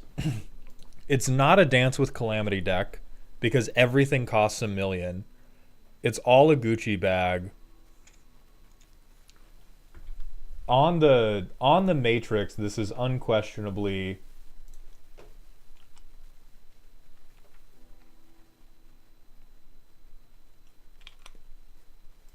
national treasure. Eldrazi could do it. This is also a little bit tired at this point, but other big shitties are... Oh wait, this has green, so you can't do this one. Atali Primal Storm's probably too slow for the quality that the deck is already in. Oh yeah, you could do Valgavoth. You could do new Valgavoth, who's an absolute piece of shit. Rare Element, thank you for the Twitch follow. Welcome to the doghouse, my friend.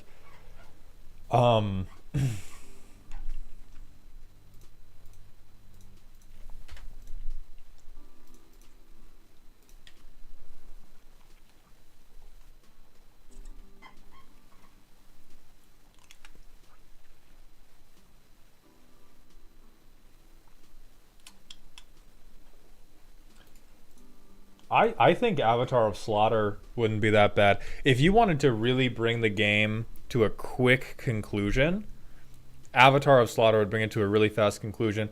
Double hits the Weasel, and so as long as you have cards to fuel him, you get extra Weasel triggers. And turns all of your other creatures, like effectively goads everything. So this is your version. This is this deck's version of resolving Slicer Hired Muscle.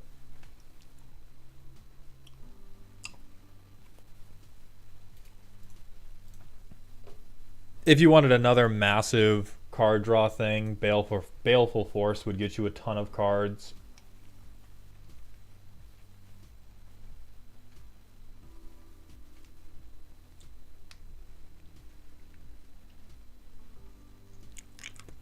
What about multi-combat effects like the Kiki Jiki Combat Celebrant Infinite? I don't think we wanted to spoil this deck with infinites, and I also think that the Kiki Jiki Combat Celebrant 1 falls flat a little bit because it doesn't care about Cruel Claw, because very quickly you run out of cards to spend on Cruel Claw, and then it's just Kiki Jiki and Combat Celebrant doing they thing, and there's nothing happening with the Weasel anymore, when what is so fucking hilarious so far has been all of the Weasel hits.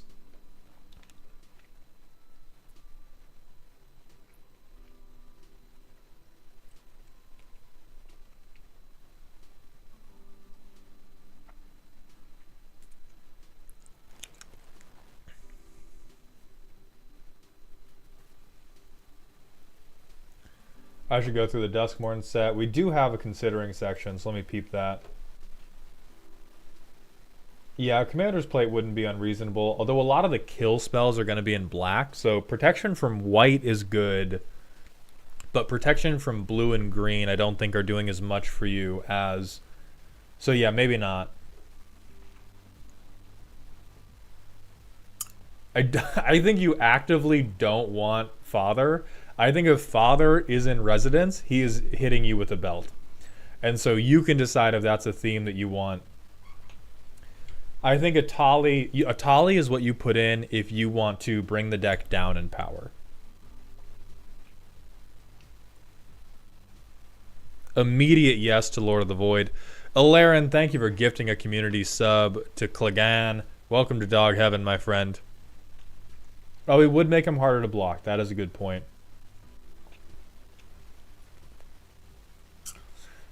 Not confident about Nelfeshny.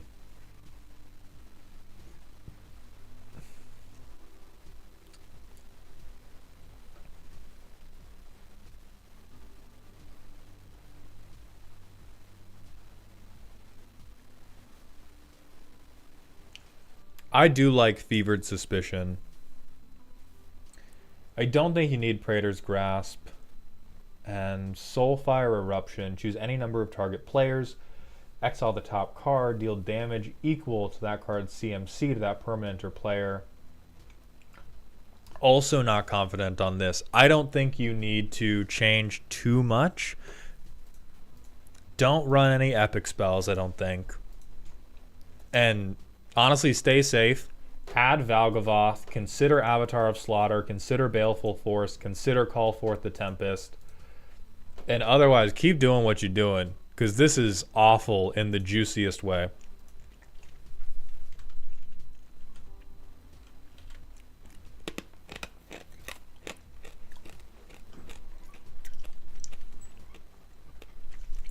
Alright. We're going to move on to KNX Skyfall's deck. I closed the PowerPoint.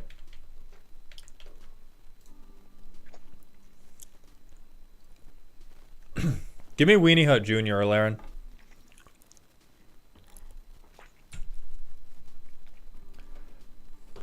How you doing, soldier? Mama K gonna crush your skull in. So we've got a Twitter bookmark deck and not a deck.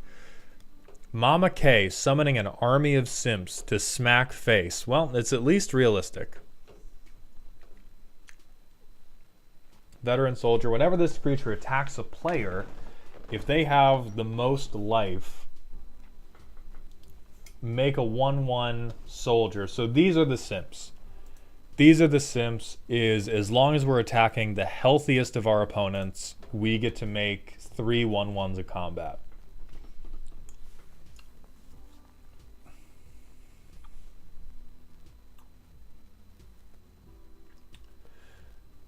I immediately question this, not on, hey, great Twitter bookmark. I question it as a card. We got tags, great.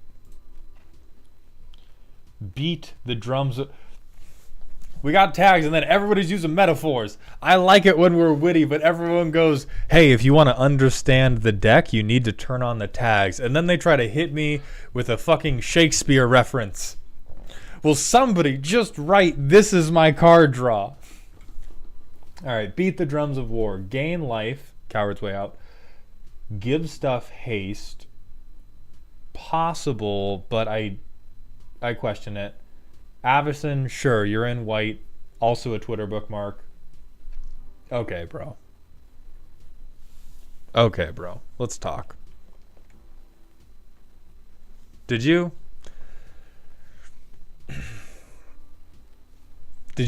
make this deck a little too close to shower time? Players can't cast spells during combat. You're Boros. You're the one who wants to be combat tricking. It also prevents you from ever making a turn inside out joke about Avison. These are some sticky ass sleeves, my friend. Cathar's Crusade is just good. I do question the target creature attacks this turn if able. I think this is a long con to try to goad creatures such that your 1/1s can swing in, which we will return to in a little bit. City on Fire makes sense, and Hot Karlach, sure. Dolmen Gate is great. Elish Norn is great. Well, in a way, both ways. Both ways. Flowering of the White Tree I'm with. Gisela I'm with. This really is a Twitter bookmark deck, except for this guy. It feels like it sucks a little bit that it's only until end of turn, but everything getting +3/+3 is pretty good. Intangible virtue is great. ROAS is really important. I fully do not believe in this, but if this is the stuff you got to look at, my friend, I'm not going to judge you for that. I believe in Master Tactician. The thing that I don't believe in is I don't see you having... I have not seen a tremendous number of keywords so far. You have a couple, but you don't have that many. None of the tokens that you make with Karlach in each combat are going to benefit from those keywords. And so I feel like he's going to fall flat more often than not. Now, Master Tactician, if you hang on to any of Karlach's tokens through one combat, this solves every combat for the rest of the game. So I like this guy. I don't like him. I think before he gets his promotion, this one has pauldrons. This one does not. He's shoulder diffing him. This guy is out angling the fuck out of this guy.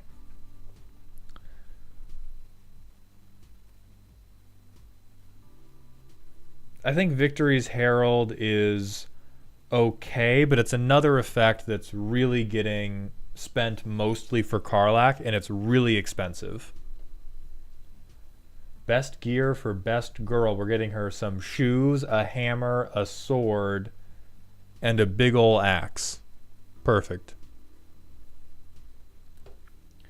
Building the one-woman army. So we're making extra tokens, we're making tokens, we're making tokens, we're making tokens, making tokens, making tokens, making slightly better tokens. I like that. Making tons of tokens. Diamonds are a girl's best friend. So this is your ramp. Of course you fucking have Smothering Tithe. 7 pieces of card draw, which is not enough, but, you know, okay. Give them no quarter. So these are our extra combats. So that's what Zariel's doing in here. We do not yield. We do not surrender ground. Chain the oppressors. Karlach is free of their bonds. So is this all our interaction? Yeah, reconnaissance is very hot here.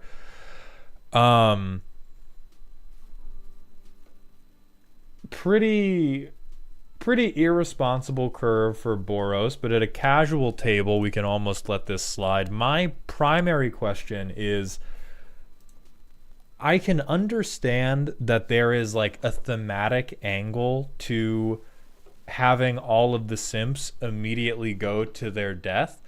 I think that is a spot where the intersection of building a deck that is on theme and building a deck that plays Magic is damaging you a little bit. Because right now, outside of Audric, Master Tactician, and like Elish Norn, we have a couple. We have a few scattered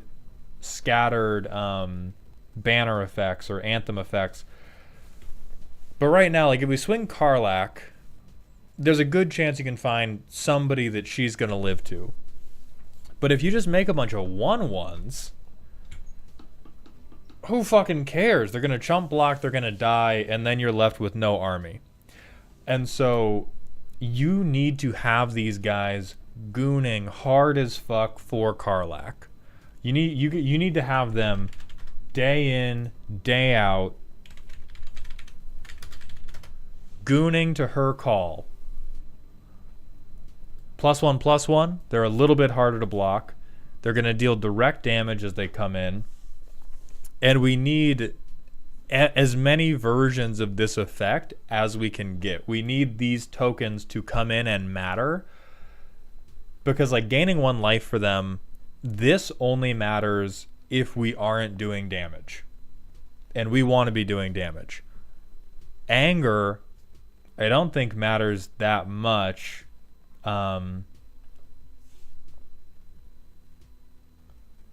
Bassandra Battle Seraph, apart from her job as being a Twitter bookmark, probably being the Twitter bookmark in this deck, her only use is to goad creatures such that our 1/1s don't die. And if we want them to not die, we should just have another effect that makes them more powerful.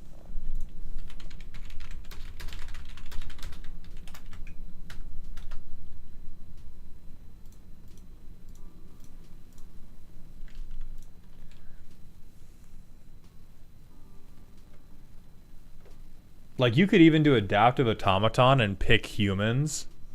I've been considering what I was looking at as well. Skull Clamp wouldn't be bad. If you want the simps to keep going to their death, Skull Clamp is not bad. But I don't think the simps should keep going to their death.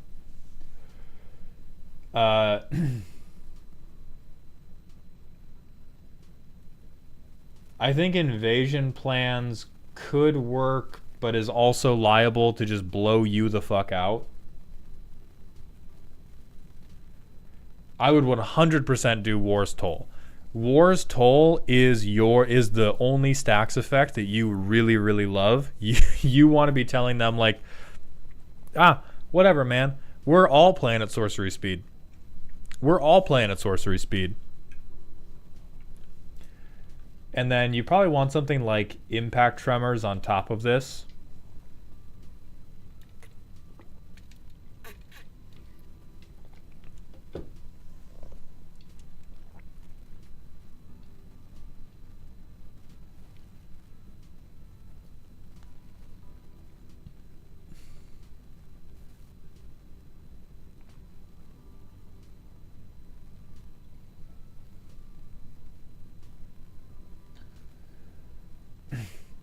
Like, you could honestly, this would be more helpful to you than Basra.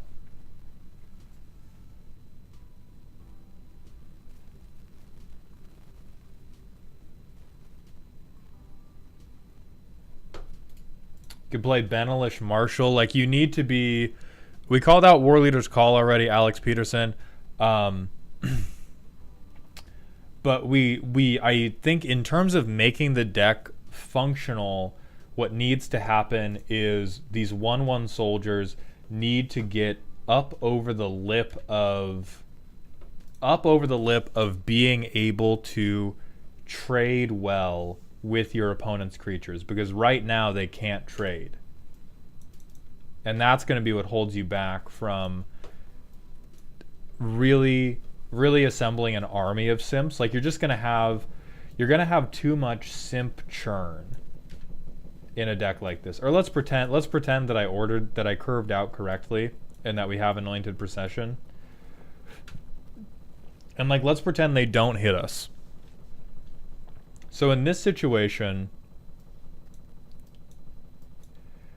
what we are banking on is that in turn 6 of our commander game, nobody has chump blockers for a 1/1. Because we've got the doubler, but we have nothing to make them more powerful. And so our simps are just going to be flailing ineffectually at the walls of the chuds. And we need them to be gooning harder than that. I think Shared Animosity is a little bit win more. Shared Animosity is a really good finisher once we've gotten the tokens to a place where they're going to live through a combat. But Shared Animosity is only going to apply to the ones that live through each fight. And right now, the number of tokens that live through each fight seems to me like it's going to be 0. Unless we have Dolmen Gate, which is in the deck. Blade Historian could be useful. Double Strike is pretty decent.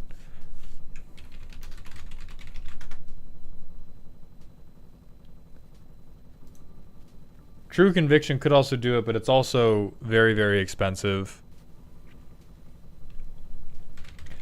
Now, in terms of card draw, Benny Brax would be good. We're going to be putting in a lot of vampires, so we probably do not want to be using a lot of power 2 or less card draw. You can put at least one Twitter bookmark in. Now this is, again, you need to have your soldiers living through combat for this to work. If your soldiers live through combat, Aurelia the Law Above is going to give you card draw, it's going to give you damage, it's going to give you life gain, it's going to give you everything you need. It's going to give you an image to wind down with post-game.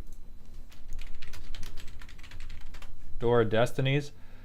No, because we are not casting that many humans, I don't think.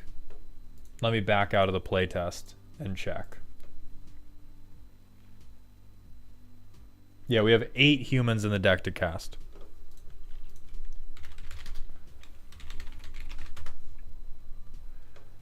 Divine Visitation.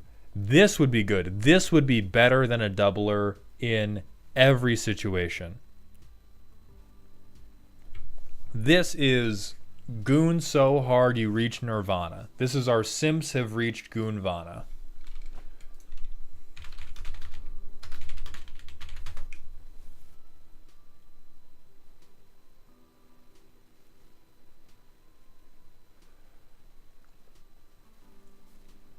I think we could take Fight to the Death. I'm not sold that we need it, but we could take Fight to the Death, yeah.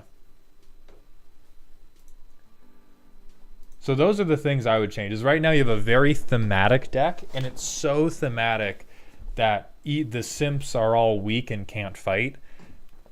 And I think you should consider putting some stuff into the deck that can make the simps able to fight. After all, they're training under Karlach, right? Like, Karlach's hot tub Twitch streams aren't going to be her sitting back hanging out. She's going to be doing a workout routine, and she's going to be demanding that you follow along. And so I would recommend, and I think it remains thematic, if she's at the head of an army, you need some stuff to pump these guys up to make sure that they live through the fight. And I would cut Bassandra, because she's really, like, Ajani's Welcome and Bassandra are trauma responses to having all your simps murdered. Audric Lunarch Marshall is just hanging out collecting a paycheck. Bro is coasting. And then Victory's Herald, I think there's better banners. Alvezi, thank you very much for the kind words. Thank you for coming by a live stream.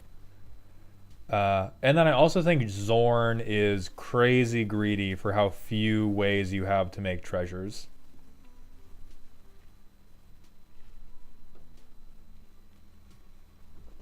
Overall, I like the theme, and I don't think the sleeves are incredibly sticky because you have a number of responsible picks like Aroas and Dolmen Gate, but I do think the sleeves are a little bit sticky. And I think you know that, Nox. And I think we both know that you can do a little bit better. So next we're going to move on to Bacon to try to get ahead of their bedtime. Once it gets Death Touch, it's sniper time. Oh god, oh fuck. Alvezi, thank you for the Twitch follow. Welcome to the doghouse, my friend. So Turkey, we're looking at decks from Patreon redeems right now, so we're not taking public submissions at this time. Okay, use 1 damage snipers and Gearson to wipe the opponent's boards. So this is hate. This is they made you mad. Okay, we have Fabricate, so we're searching for an artifact card. Bounce everything. Curse of the Swine. Oh, let me check tags. Okay, no tags. Oh, that is a good boy. But it is a good boy with Death Touching. Some ability copying. You can't hide from God, peasant. Or I guess this could also be parry this casual, and then Gearson just fucking shoots them. Another Death Touch, another Death Touch, another copy.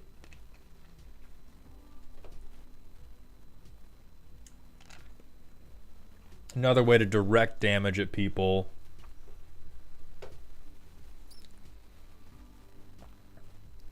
Pinger, pinger, pinger, pinger, pinger, pinger, pinger. Untapper for our pingers. Pinger, pinger, pinger, pinger. Oh, not a pinger. Ramp. Okay.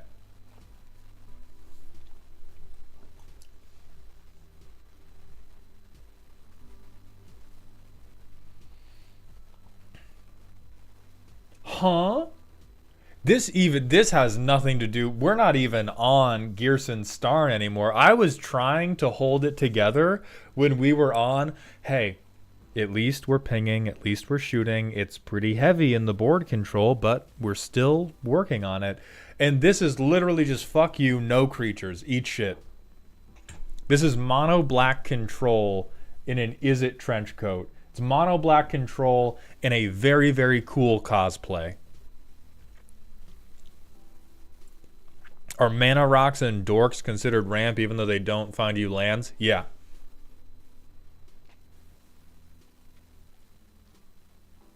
Oh my god, it is land hate.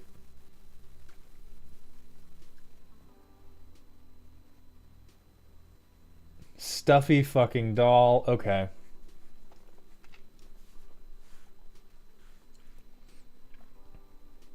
Then we have each creature. When this creature becomes the target of a spell or ability, sacrifice it on all of my opponents for 7 mana? If the blue player gets 7 mana, we're supposed to try and win the game at that point. We're not just supposed to keep punching them in the kidneys. If something hits me, bounce it.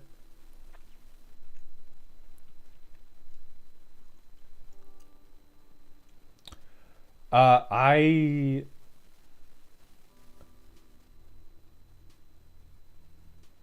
yeah, Firemind Infinite. God damn it.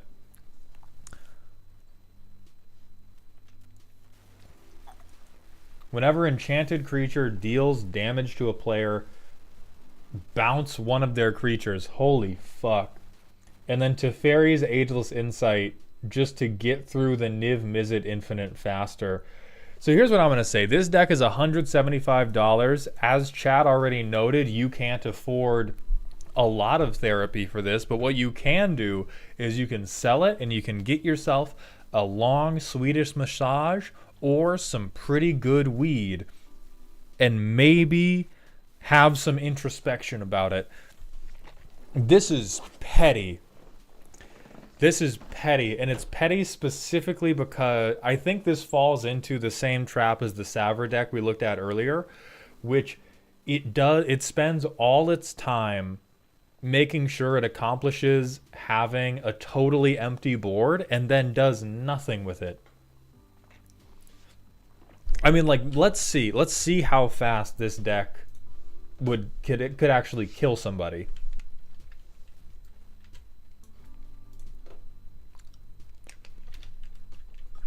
We need to get an Island.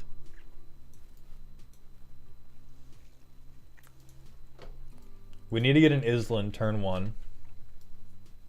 Turn 2 we do this. We can't play anything because our curve is absolutely fucked. Okay, we've hit one person. Where's our token to count how much damage we're doing? We've dealt 1 damage to someone.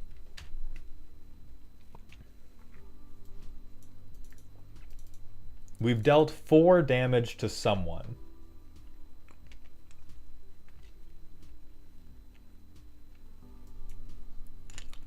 So I'm going to put this on. We're going to tap out to put a brick counter on this and enchant this thing with blue. But we're assuming, again, we've handled all the creatures. All we're trying to do is actually win at Magic. We're going to get up to 3 and then deal 3 more. So we're at 10.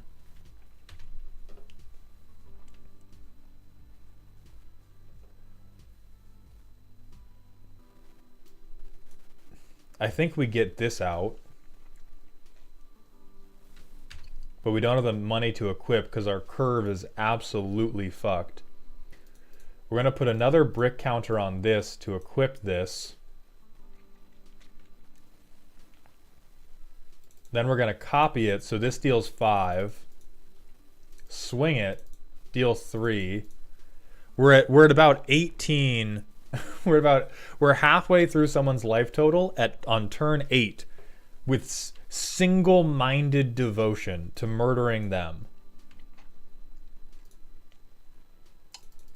23, then up to 26.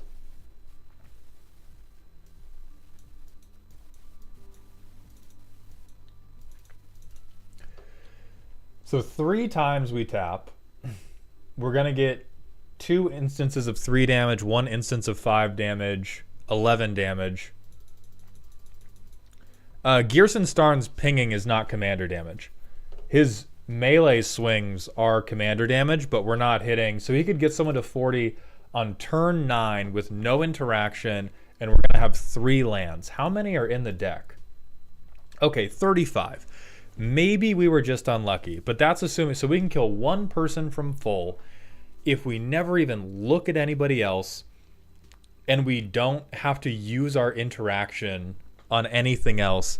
And if they shot Gearson Starn at any point, we pack up and go the fuck home. That's why we didn't make Gearson able to ping.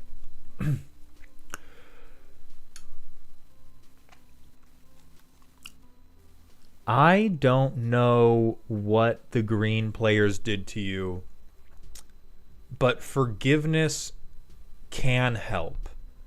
Forgiveness is not always healing. You don't always need to let the person back in. Maybe you just take Joey out of your cell phone contacts, but this is not the way. This is not the way to heal.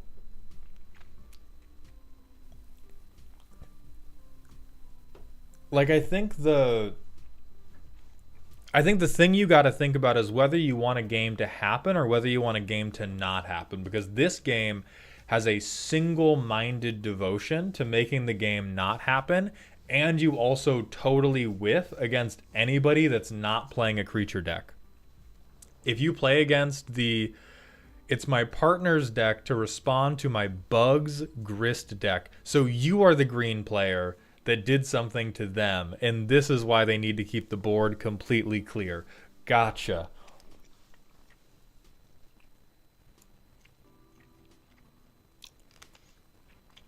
We need to take them out for a very nice dinner that is worth the value of this deck, and you need to apologize. You need to be a sorry person, because what your Grist deck has been doing has been warping an innocent player's mind. You have turned this person into a shadow of a human. I know you guys are in a relationship, and it's fun to have some friction in a relationship. You have turned a romantic dance amongst rivals to them just trying to stab you. It's Mr. and Mrs. Smith, but not sexy. Because none of us are Angelina Jolie and Brad Pitt as badly as we want to be. None of us are. And this deck is just the fighting parts and none of the being Angelina Jolie and Brad Pitt, okay? I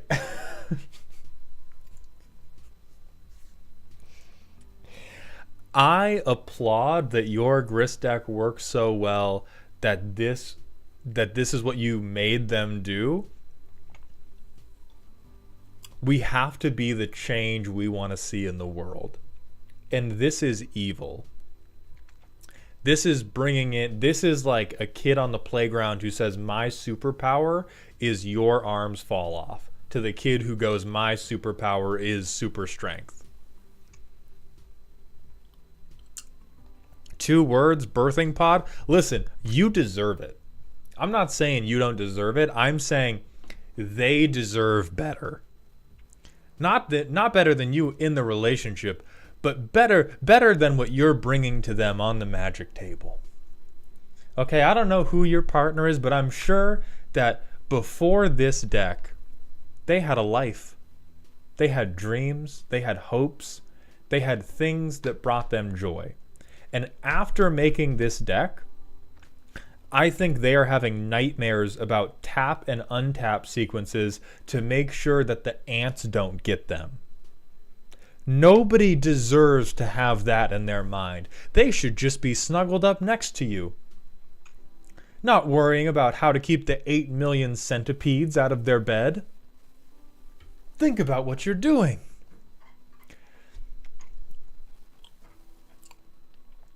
I mean, incredibly targeted trauma response. I think it has done an effective job of targeting the trauma.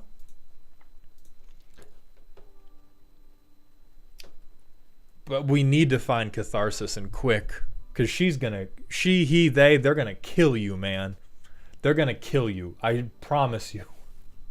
This is not the sign of a stable mind. As an Is It game actions enjoyer, this is not the sign of a stable spell slinger. All right, they are on the edge.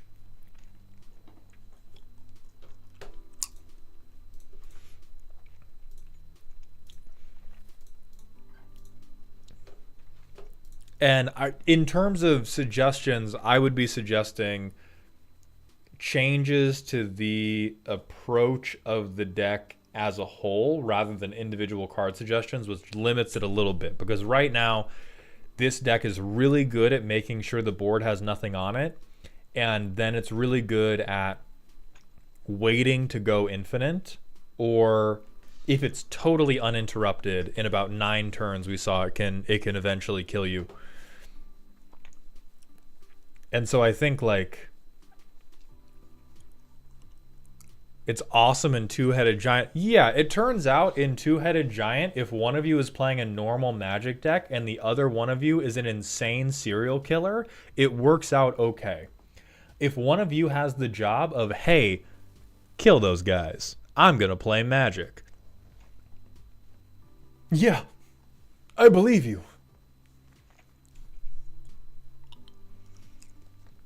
Yeah, grafted exoskeleton or phyresis would be reasonable. We can't get phyresis because of colors, but we can get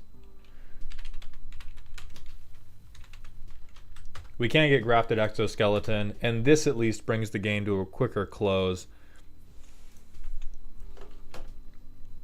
I think we're gonna end that deck there. Thank you very much for the submission.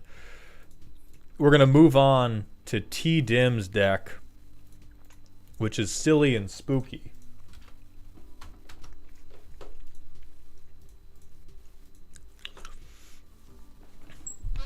Oh, and we're supposed to be back in Foghorn Maldhorn. So, I said. This deck was largely designed as a... Oh, well, first of all, T Dim, are you still around? We're still looking for T Dim. We're still looking for Oath. We're still looking for Calamity. Matt Sage, yes, it's currently a Patreon redeem to have me look at the deck. Sussy Gamer, they do have Basilisk Caller. Okay, good, you're still around, Calamity. T-Dim, for the record, you don't really need to do it. I do like to do it, so it's really, if you want it, I'm gonna do it. If you actively don't want me to do it, I will not poison your roast with the voice. But it does please me, especially when people shriek about it. You're good. Perfect. Alright. So this deck was largely designed as a challenge to myself to make a Zerda companion deck, since they're one of the harder ones to build. To this end, I have made Kaikar Voltron, which seeks to vomit several equipments onto the battlefield before using Kaikar's spirit sacking and Zerda's cost reducing to arm the bird with overwhelming amounts of commander damage and utility. Silly in the sense that you can easily see the pile of equipment coming, spooky in the sense that Kaikar can drop a player in 2 turns when properly loaded up, and there's nothing you can do about it without board wiping him. Okay. So Zerda sets most equipment costs to 1. And then we have... Oh, let me check for tags.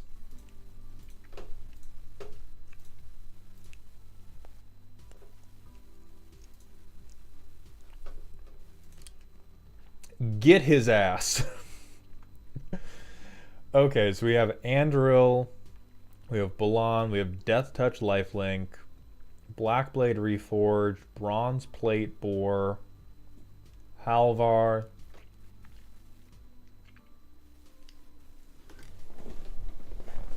Lion Sash, Lizard Blades, Loxodon Warhammer,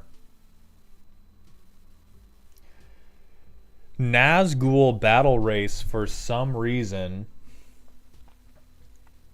Ogrehead Helm, Quietus Spike, Sword of Vengeance, non-basic Landwalk. Okay. Destruction of property. So here's all our interaction. I think 12 is a roughly okay amount.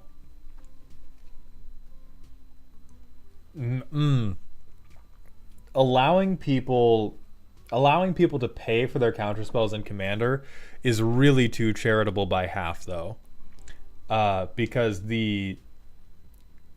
people are gonna have money. If this isn't anything but your opening hand, this says ask them kindly to not, but not firmly to not.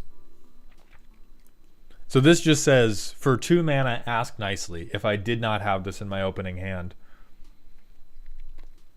So these are protection pieces. I think 7 makes sense. 9 pieces of card draw. Jesus God, we have Harmonize but blue.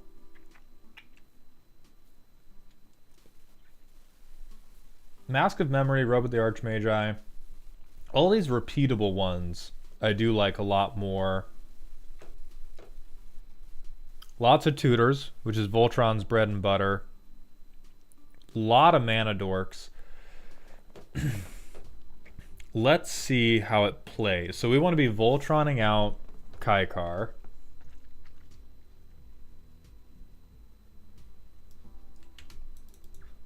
Let's surveil.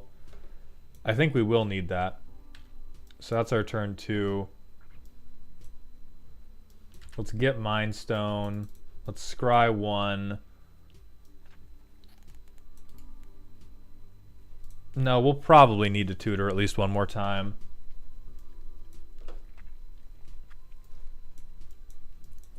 So we have Kaikar now.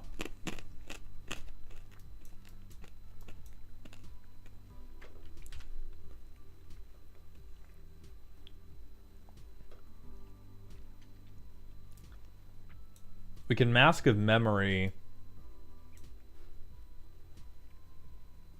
Or, well, really, why would we Mask of Memory? We can just Robe of the Archmagi. Draw 3.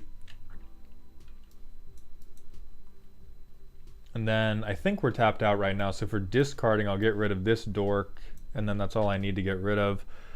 We do Champion's Helm, sack the Spirit to put it on.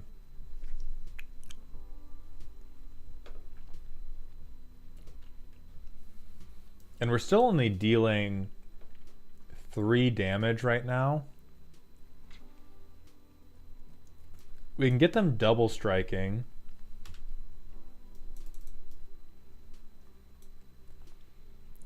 +3 plus, or hold on, is this +2/+2?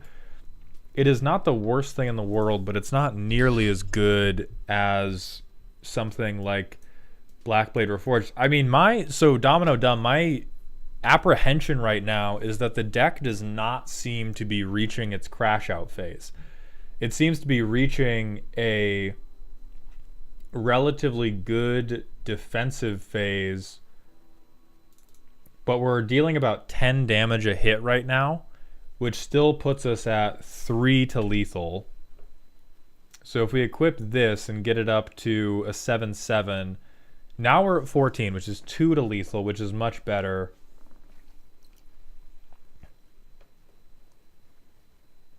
But I question if we need...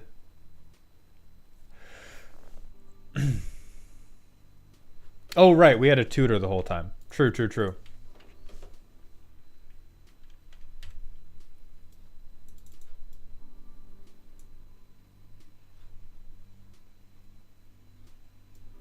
I think we keep the robe on top.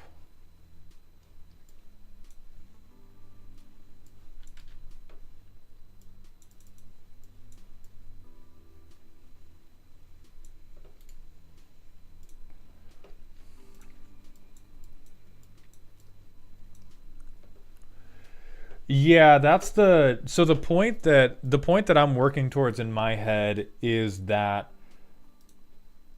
Voltron decks really live and die on all of the equipment you put on them being good. And your equipment is very much not built equally. Bronze plate bore, so much worse than resolving Black Blade Reforged or resolving, where the hell is it? The robe being dripped out. If you get a Gucci robe, the game is basically solved. Or if you get a Black Blade Reforged and a Lizard Blades or Halvar, the game basically becomes solved versus something like Komainu Battle Armor, which does very, very little. And so when it comes to suggesting cuts, when it comes to suggesting changes to make the deck function a little bit better, what you have right now is a well-loved, hard-ridden, early 2000s Honda Civic with 4 different sized wheels. You've got some very high-quality wheels with your double striking things, your Black Blade Reforged, your Robe of the Archmagi, even Mask of Memory. Very, very good. If you draw these, you probably feel great about the game. If you draw Nazgul Battle Mace,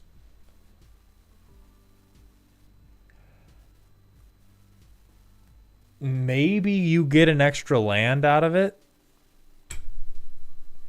If you draw Quietus Spike, it's super not bad to make somebody lose half their health. It's very good to make somebody lose half their health, but you're working with the commander damage cap anyway. Or if you get Ogre Head Helm, like in Jeskai, your card draw situation should never be so desperate that you need to dump your hand for 3.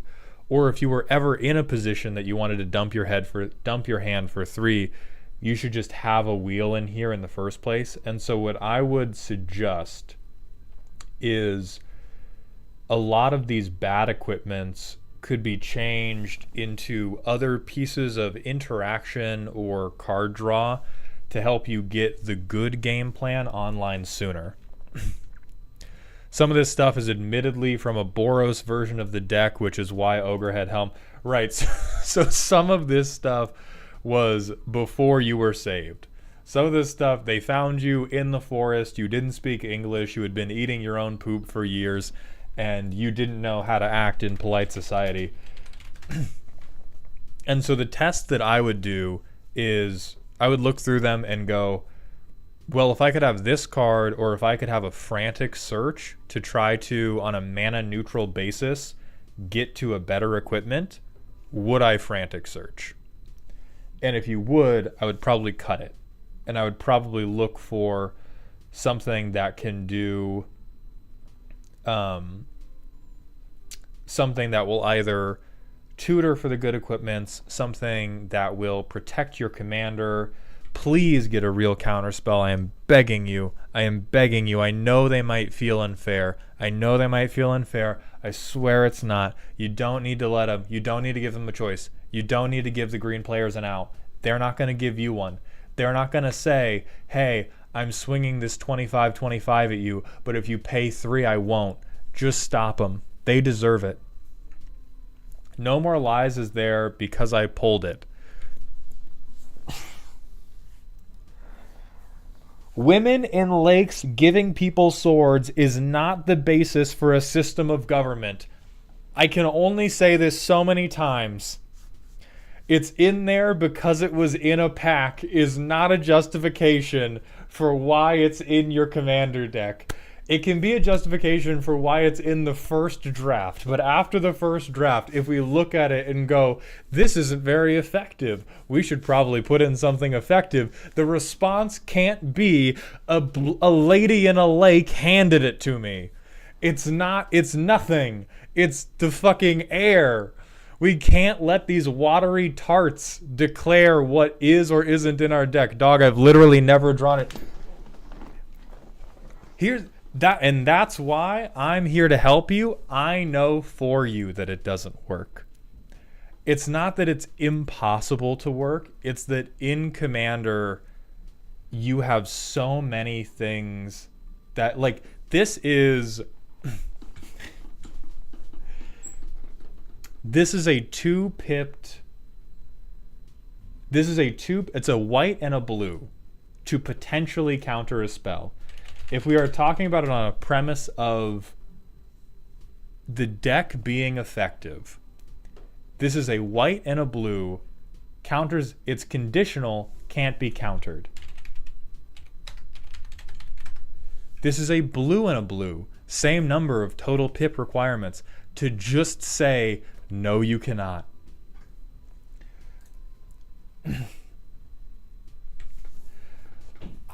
I don't want to get too hung up in the world of theoretical ifs, ands, or buts, but there are some things we can say this is deterministically better than this other deck. Unless there are, oh my god, Counterspell isn't in there, what am I doing?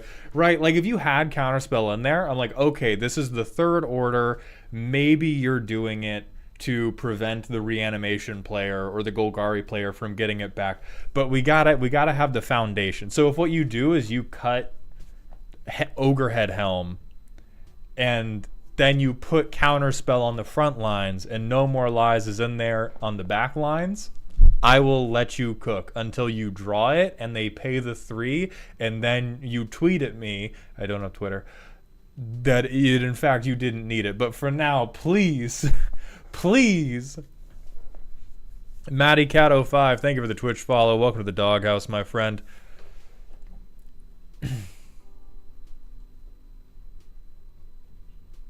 And your context about this list used to be Boros makes a ton of sense. This does feel like a Boros deck that came out of the closet and is a little bit ashamed about it. Oh, it's a Boros, like, especially with all these mana dorks. Like blue decks never have these mana dorks because we have full faith that we're going to draw our land drops with like opt and consider and all that bullshit.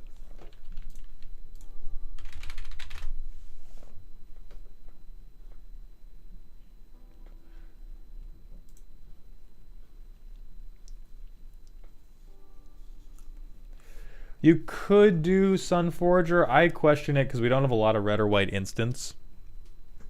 It's not about land drops, it's about getting large amounts of mana quicker.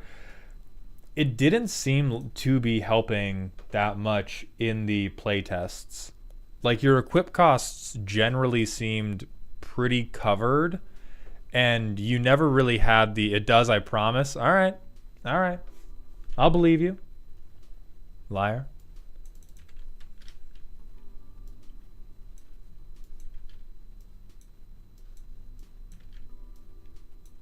Okay, yeah, now I see it.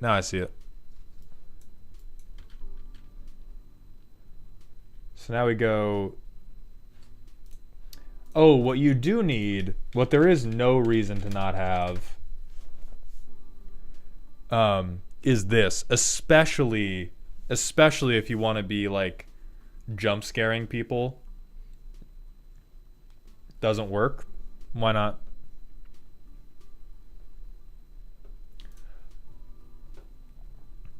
Oh, it stops Zerta. We ain't used Zerta once, dog. We ain't used Zerta one time in these playtests. Okay, then regardless, I think the floor of what I would recommend needs to be done for a remodel is do the frantic search test against each of these equipments, and if they aren't good enough that you wouldn't frantic search past them, I would put in some type of card draw or some other piece of interaction to help you get to the point in the game where you can drop this explosive equipment turn. Lizon420, thank you for the Twitch Prime sub. I appreciate those Bezos bucks. Welcome to the dog home, my friend.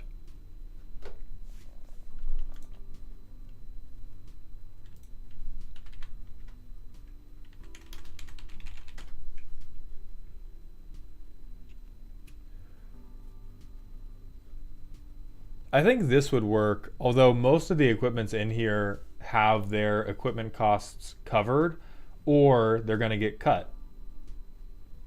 Like Nazgul Battle Mace, right? We're going to be responsible. We're not going to let Witch Kings handing out maces be a system for government. Right? I do like it. I like seeing someone take the birds with arms meme very seriously. And so I wish you the best of luck. Although some of these are definitely hangers on from the Boros era of not having any good cards.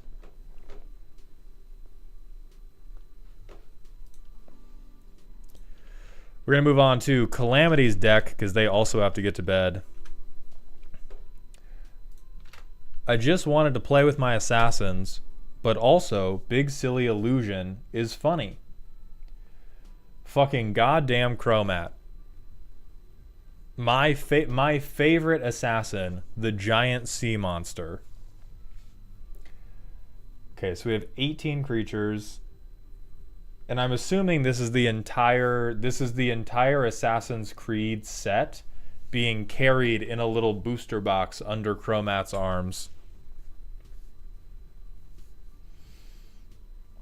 So it's banners, make more assassins, double strike.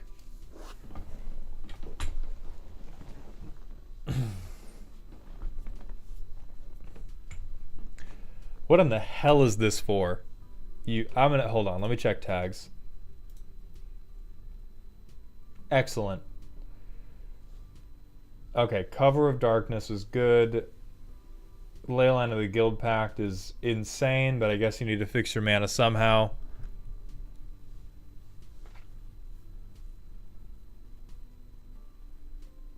Of course you have Smothering Tithe. 5-color players always do. I hovered over a Psych Rift. Oh my god, Calamity. I thought you better than the Chat GPT interaction section. This is fucking... Computer, give me the 11 most annoying spells in the game right now and point them at that guy's balls. So we have Maskwood Nexus, Timeless fucking Lotus. Alright, big mana, 38 lands. At least your land base is reasonable.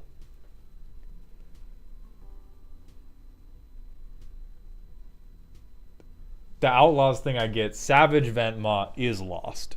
Savage Ventmaw is fully lost. He showed up to the Assassin Convention and he looked at Chromat and he was like, I thought this was a big bitches with wings convention. What are all these little twinks doing here? Same goes for Chittering Displacer. Wait, it's 4,000. Okay, no. They just have all the OG duels. They have all the OG duels.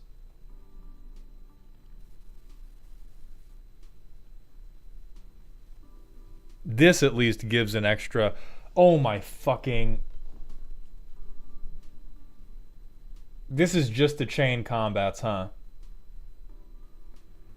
You snuck them in. You snuck them into the Assassin Convention with press badges just so they could make you extra fucking loop combats. You absolute.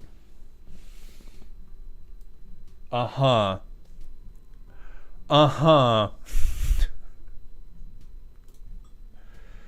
It's the goddamn sponsored by Red Bull cutaway of this deck is Hellkite Charger and Savage Ventmaw bankrolling the entire operation of these shitty little assassins who can't close. And that's why Chittering Displacer is here. We thought it was just 3 creatures that were fucking lost. It's Calamity's soul that's lost. Because here he is going, my assassin kindred is not quite working out. What am I to do? I know. 3-card infinite combat loop. I've done it. Now, truly, I can assassinate them with my giant fucking dragons. I just want to know how this playtests. Jato, thank you for the Twitch follow. Welcome to the doghouse, my friend.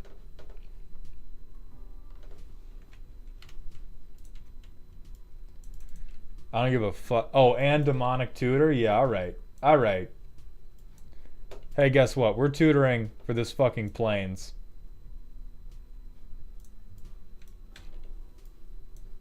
Boom. Colors fixed. Boom.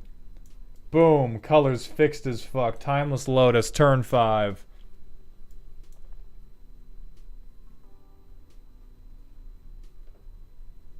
Chromatic Orrery, who pay no attention to us. We're making it happen over in the corner.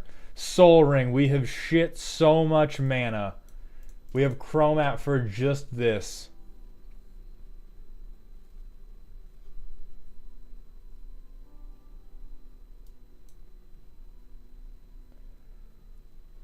Fuck it. Bayek is gonna swing.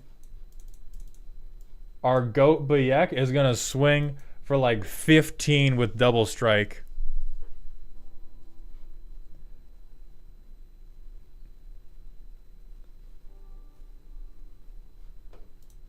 Next turn. Fuck the Herald's Horn. This is irresponsible and disgusting. This is an NFL player speeding through a friendly neighborhood with children playing in the street. And he yells, "Remember Paul Walker," as he open doors a kid at 60 miles an hour in the fucking face. See, this is great. You're never drawing shit. Return target assassin creature from your graveyard to the battlefield with an additional +1/+1 counter on it. Well, I would if I had any. He's supposed to be an assassin with the regalia. Okay, so if we give him Excalibur, if we give Chrome, that's my fault. You got it right. You got it right the first time. If I give Chromat Excalibur, and we took that to the Family Feud test, if I said, what is this guy's job? And I show them a picture of Chromat with Excalibur. 100 people, assassin? Is that what you're locking in, Calamity? 100 people are saying assassin? The single best thing this deck does is Timeless Lotus, Chromatic Orrery, draw 5. That brings the deck back. What did we draw? Unplayable dog shit. Fuck it, Kodama's Reach. Pretend these are the lands I played. Next turn, tap 5, draw 5. Hey, look, we finally got a goddamn assassin.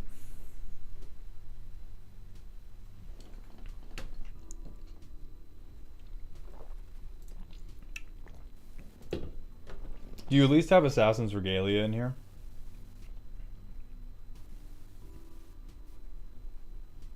Okay. So we can... Okay, yeah. We can Photoshop Chromat into being an assassin. With this on, with a little hood on, I don't think he would look out of place at all in medieval Italy. I don't know about you guys, but I think the giant hentai monster, if you put a little cloak and tunic on him, would look just at home next to Leonardo da Vinci. Incredibly Italian. Very sfogliatelli. He's an illusion. He can look however he wants. Then why does he want to look like this? Who's to say he doesn't want to look like this in medieval Italy? Can confirm I went to Italy this summer. This is basically everyone there. I've been to Venice. It was 95 degrees at 98 humidity. I looked like that after a little while. So did everybody else. And then I fell down.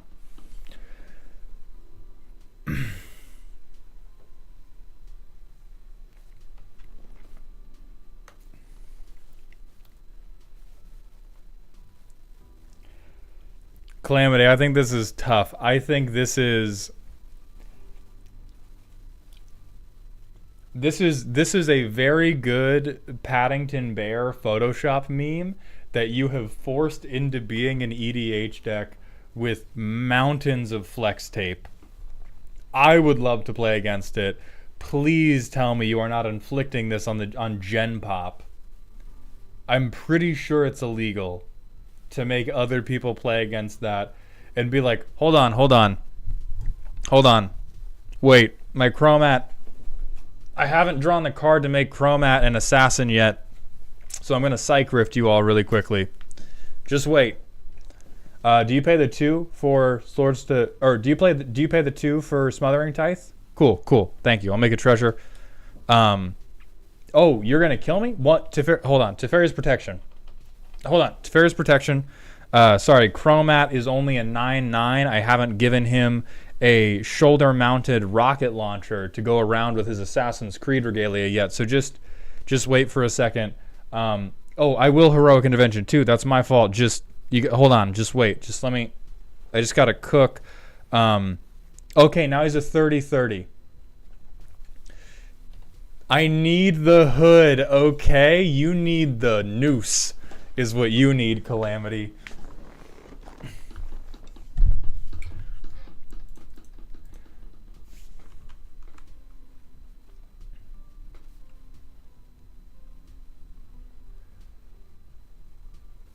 I mean, tremendously irresponsible card draw, but you know this. I don't need to tell you this. I think you've at least got a little something going. With all the extra combats to try to make the combat deck work. Moose CM, thank you for the Twitch follow. Welcome to the doghouse, my friend. But holy God, what an awful idea that you've brought to life. What a truly terrible idea. Okay, hey, Reliquary Tower for all this card draw.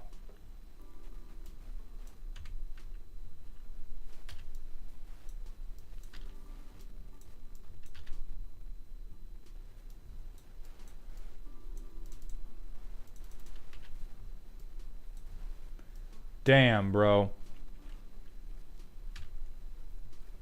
Alright, we're almost infinite.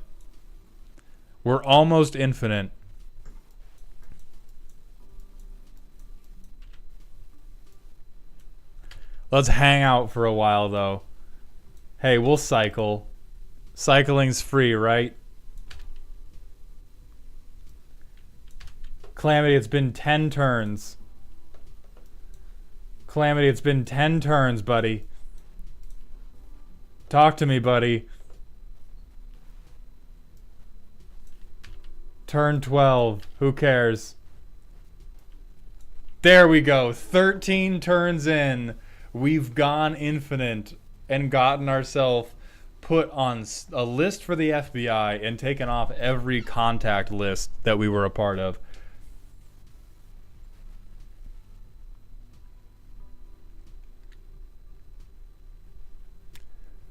I mean, you know well that I'm ideologically opposed to the idea of having terrible decks that just have infinites holding together their ability to win. I do think the meme of Brotherhood Regalia put Chromat in a little trench coat. I like that. I like literally nothing else. This is awful. This is disgusting. It might be less disgusting if you let anybody else cook, but you're a little rat bastard towards everyone else's attempts to win. You're like stiff-arming them as you attempt to assemble the stinkiest combo out I've seen in a long time. Oh my God. Cut some lands. I would suggest cutting about 38 lands and just seeing how it goes. Cut 38 lands, do your best. I believe in you. If anyone believes in you, it's me. Okay, so the last deck we have for tonight is Oath. So Oath, are you around?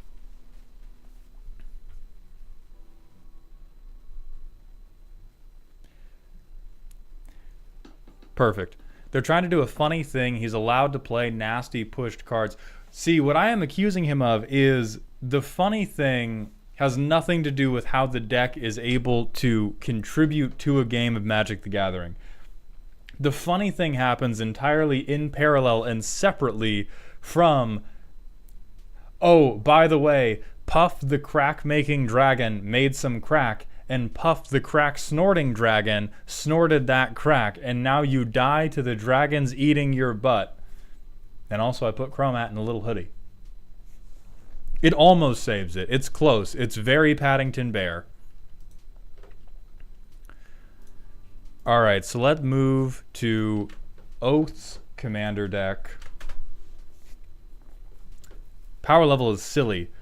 So a pod I just joined has this rule. Instead of an overall deck budget, it's no single card over $5 because I quote, we used to have guys with a bunch of cheap cards and 1 to 2 $20 cards, and if they drew those, they won the game. So I decided to make a deck in the worst color combo with a 20-cent commander with a bunch of cards that just win me the game while following their rule set. Here's where I ended up. Sideboard doesn't count to the cost. Cornfucius, thank you for the Twitch follow, or thank you for the Prime sub. I appreciate those Bezos bucks. Welcome to the dog home, my friend.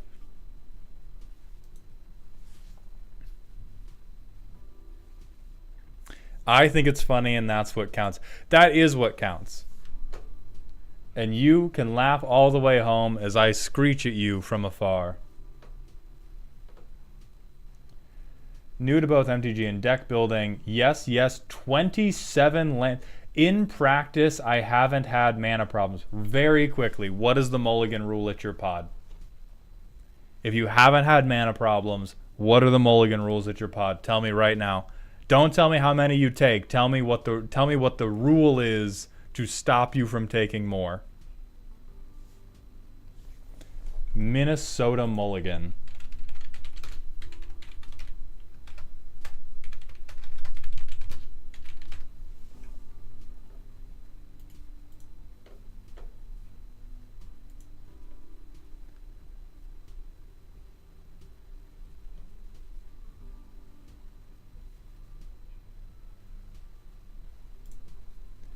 Ah, yes. If I simply draw 10 cards...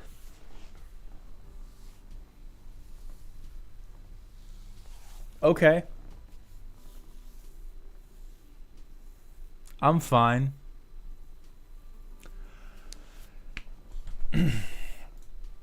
So let's see. Let's see.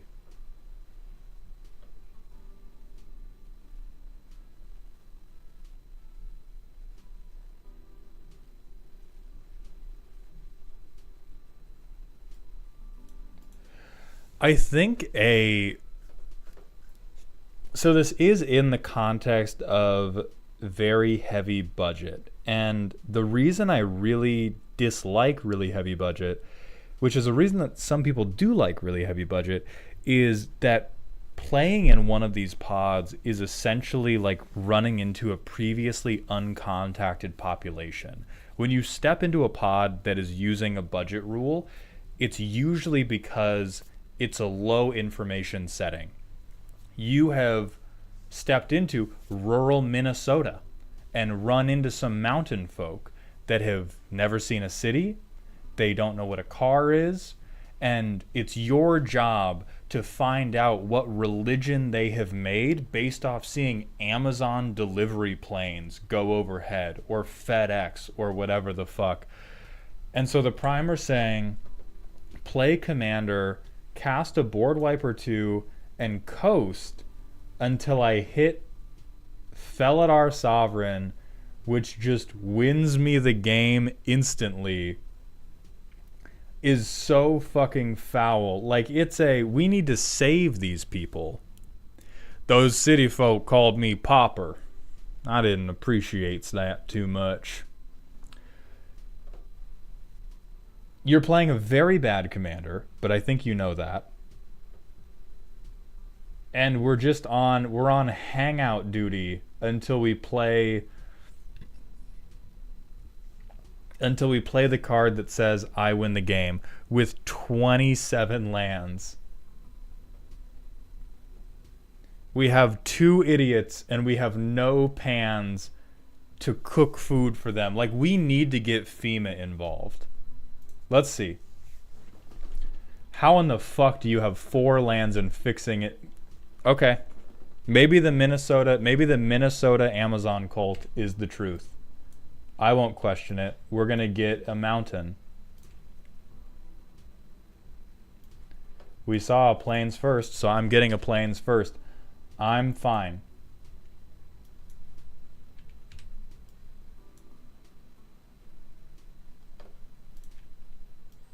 We're going to keep ramping.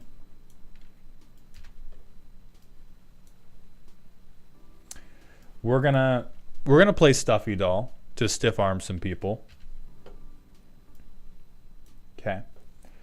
So now we can play Fire Song and Sunspeaker.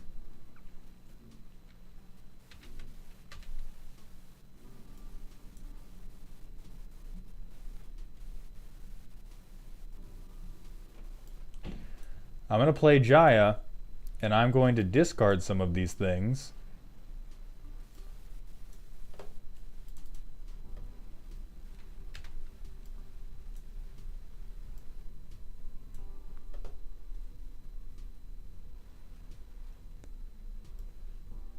I mean, we can Lightning Bolt someone. We'll gain 3.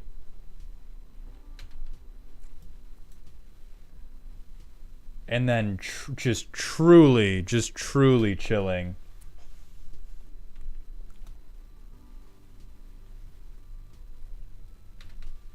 How long is it going to take? Okay, we can give them lifelink. Maybe that will... Or, well, it's probably better to give Imodane lifelink to turn the translational damage. It's 12 turns in, by the way. So we get to draw a card off of this. Okay, Well of Lost Dreams is finally going to do something.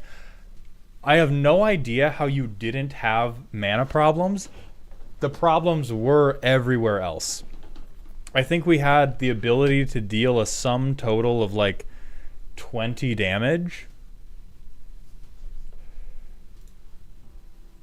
So let's run that back.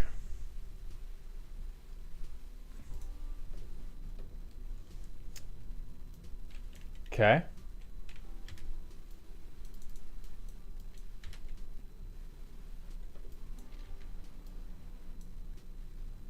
This is hopeful. This is very hopeful.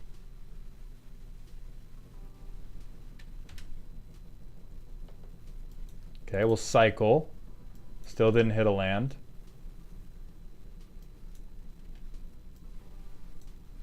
Okay, turn 7. Imodane, I guess. Turn 8. Okay, we're cooking. We're cooking. Oh, we're so fucking back. So turn 9. I am not going to assume that the guy that had an empty fucking board for 5 turns is still going to be at 40 life. I refuse to believe that.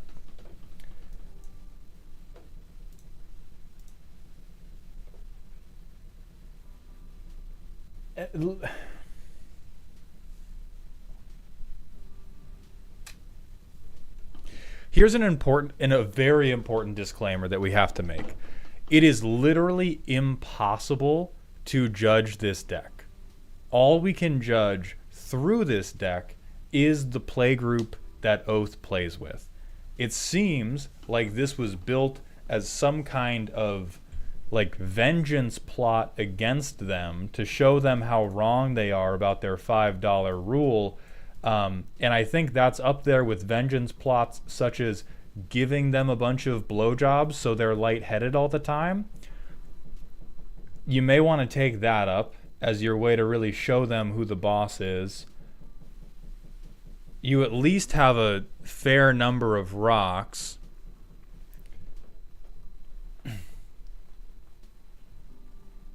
But I truly,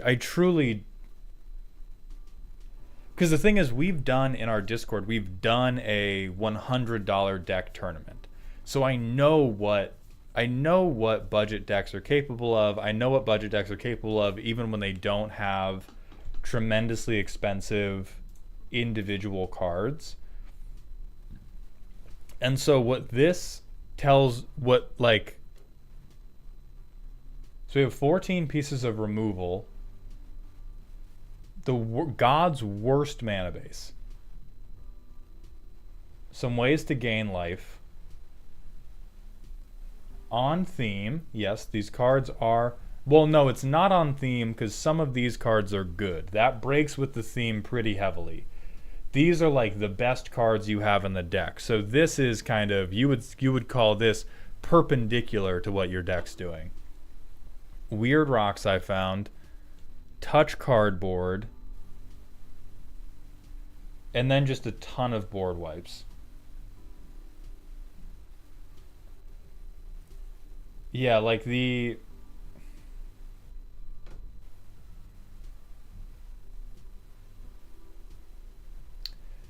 Rorschach image that I am understanding from this deck that you have built is that your pod plays a lot of combat-based slow strategies.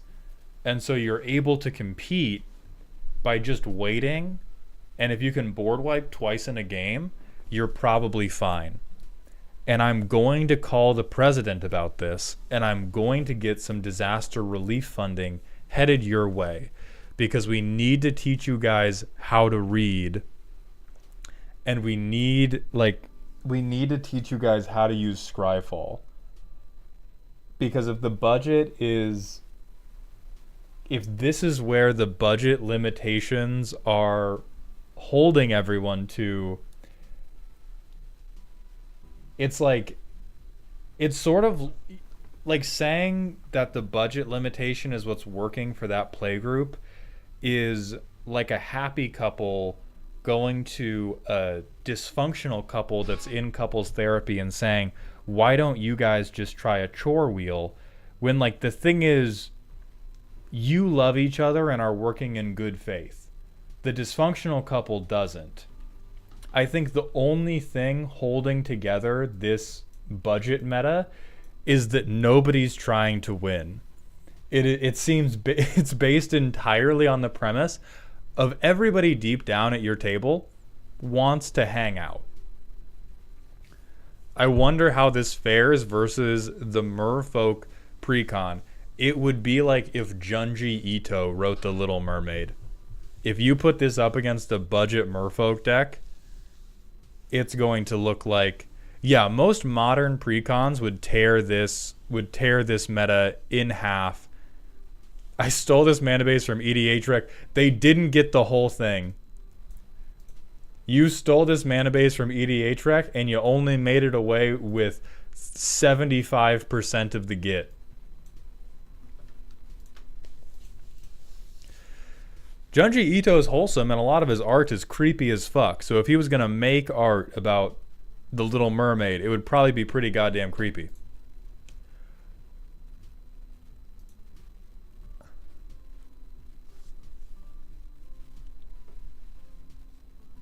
Bro copy-pasted the mana base, but let go of the highlight reel a little too early. We missed just a couple at the bottom.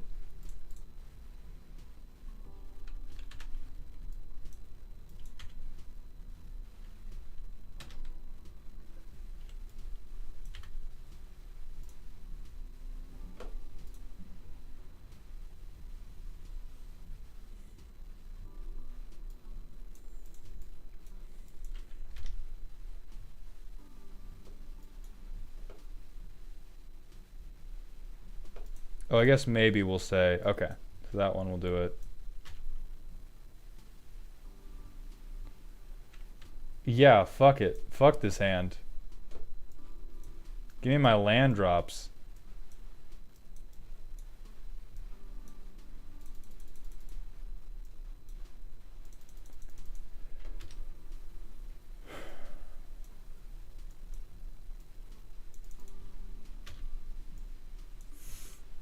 I mean, so I can understand why you think you don't have mana problems in the context of your table have all agreed to not really try and kill each other.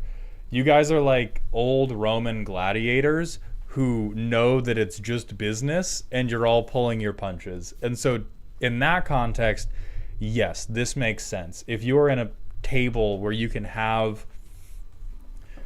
just hang out with open field 6 turns while you work out how to tap for 4, a white, and a red, run as few. Hey, cut 10 more lands. Cut 10 more lands, bro. Make it happen. You got it. I believe in you. My chest hurts. My chest hurts reading through this list.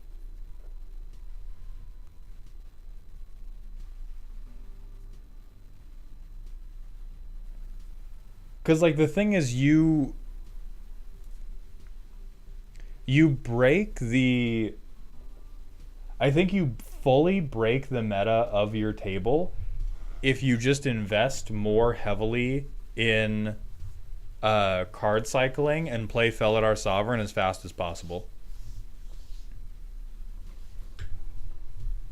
I think if the deck is all board wipes and card cycling for Felidar Sovereign, you immediately begin breaking the meta of your pod. Flown161, thank you for the Twitch follow. Welcome to the doghouse, my friend. Cards under $5 that win me the game, TM.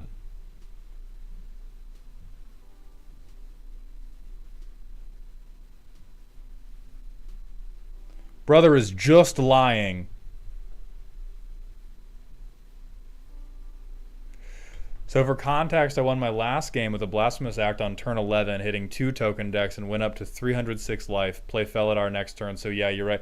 Yeah, like this is you're a little token vampire, is I think what, and it's not like it's not necessarily a bad thing. I think what I am reacting to the fury.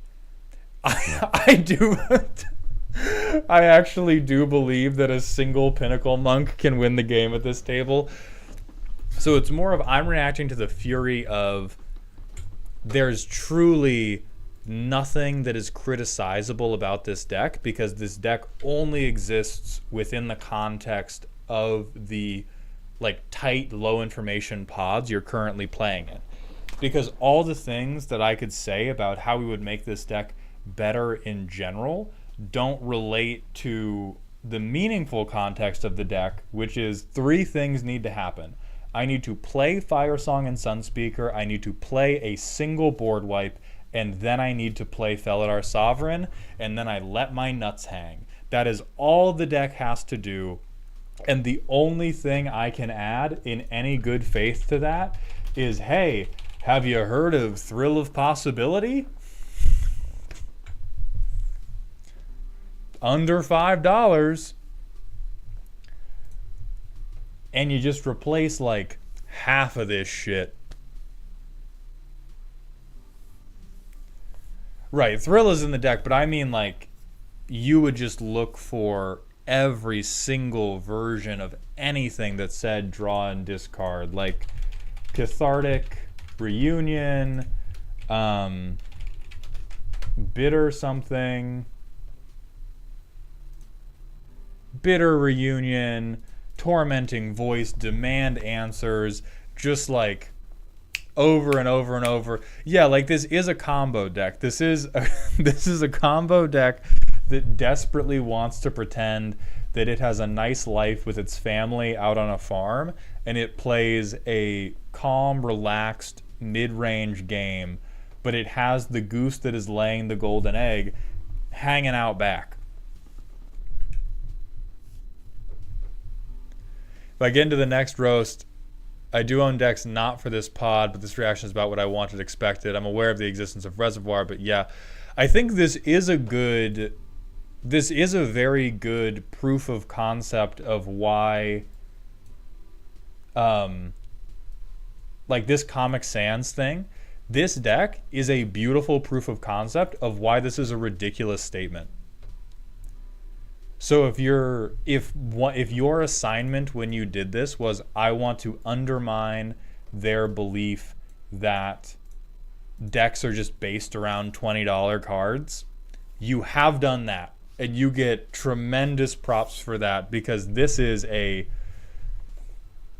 This is a thing that should not be on every aspect of, like, every aspect of the deck on paper should not work. And so the fact that you are winning against them is more than a little bit delicious. And the more I think about that, the more I do love the deck. If they're like, we play fair Magic, you fucking, you assholes with your Ristic studies, you couldn't win if you played fair token Magic with us. And then you're just here, 28 lands, doing whatever you can to play your lovely 6-mana idiot into Comet Storm or into Chain Reaction, into land pass or no land pass until we get Felidar Sovereign. Like, you are Batman. You're Batman for this table. You may not be the superhero I think of when I close my eyes at night. You may not be the superhero that your table needs, but by God, is this the deck that your pod deserves? Because there's absolutely nothing they can talk about as like, oh, this is so unfair, bro. This is so fucking unfair. When that asshole missed his land drop for the 3rd time and then board wiped me because I had 100 1/1s and wasn't swinging them. The more I talk about it from that way, the more I begin to like it. Because holy fuck, what a ridiculous rule. And I think you've managed to build the... like, you've managed to skate the line of objectively worst possible deck that gets the fucking job done. And that is a beautiful thing. That is a thing we should all aspire to taking the asinine Rule 0 stipulations that certain pods make and going, well, what is the most embarrassingly bad pile of cardboard that would still show them up? And in my heart, that's what this deck is. And I do love it for that. If it needed to be better, you, again, probably just try to cycle cards more. But if it's working, it's working. If it's working, it's working, and I'm happy to appreciate it from afar and hope that one day you play in some pods that are not this ridiculous. Razor Flower Petals, thank you for the Prime sub and the follow. Welcome to the dog home, my friend. Rotard, Dr. Deadaches, and Mr. Manakid, thank you for the Twitch follows. Welcome to the doghouse, my friend. Oh yeah, if you did want... well, let's see if it's cheap enough. I mean, if you did want another way to, especially the token players, because the token players deserve hell. If you wanted another way to show up the token players, you could just do repercussion, because then the board wipe cuts the Felidar Sovereign part out of it, and they die. You don't even need your commander. You just have repercussions. I play Blasphemous Act. I collect $200 and pass go.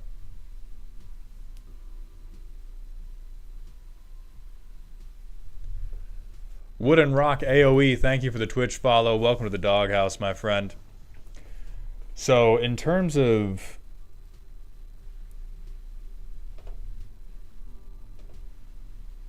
yeah, my God.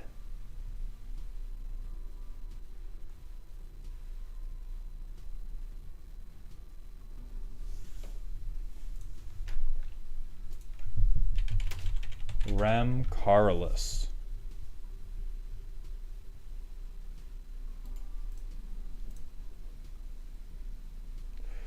I don't know if Rem Carlos is an... I mean, it might be. Oath, you are the one that is familiar with this deck and familiar with its game. It is in the list. Okay. Oh, yeah. They already have it.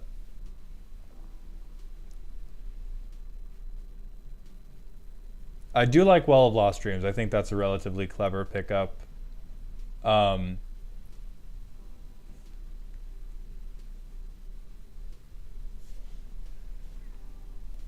How truly ridiculous. I am Dugga Dugga. Thank you for the Twitch follow. Welcome to the doghouse, my friend. How much is grafted exoskeleton for Imidane? Yeah, if you did... I feel like if you were at a table that cares this much about budget, if you pull out Infect, Oath may not make it home.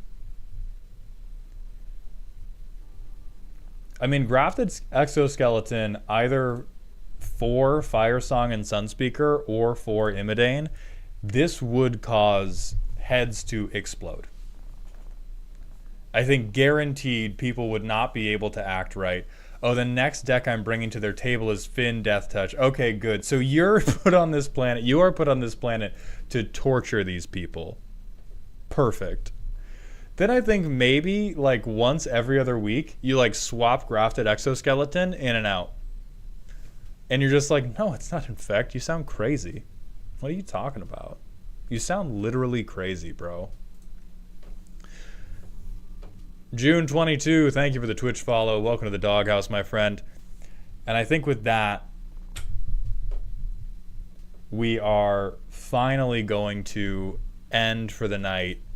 And we're going to go ahead and raid somebody. MTG Nerd Girl is raiding. I have no idea what to do with the raid message. Let's see. What do we have from this deck?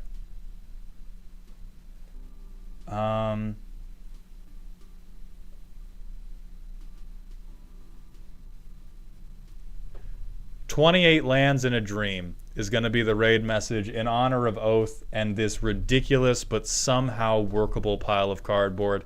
Thank you all very much for watching. We will be live again Saturday at 1 p.m. Pacific doing more of the same and then maybe streaming some Deadlock after.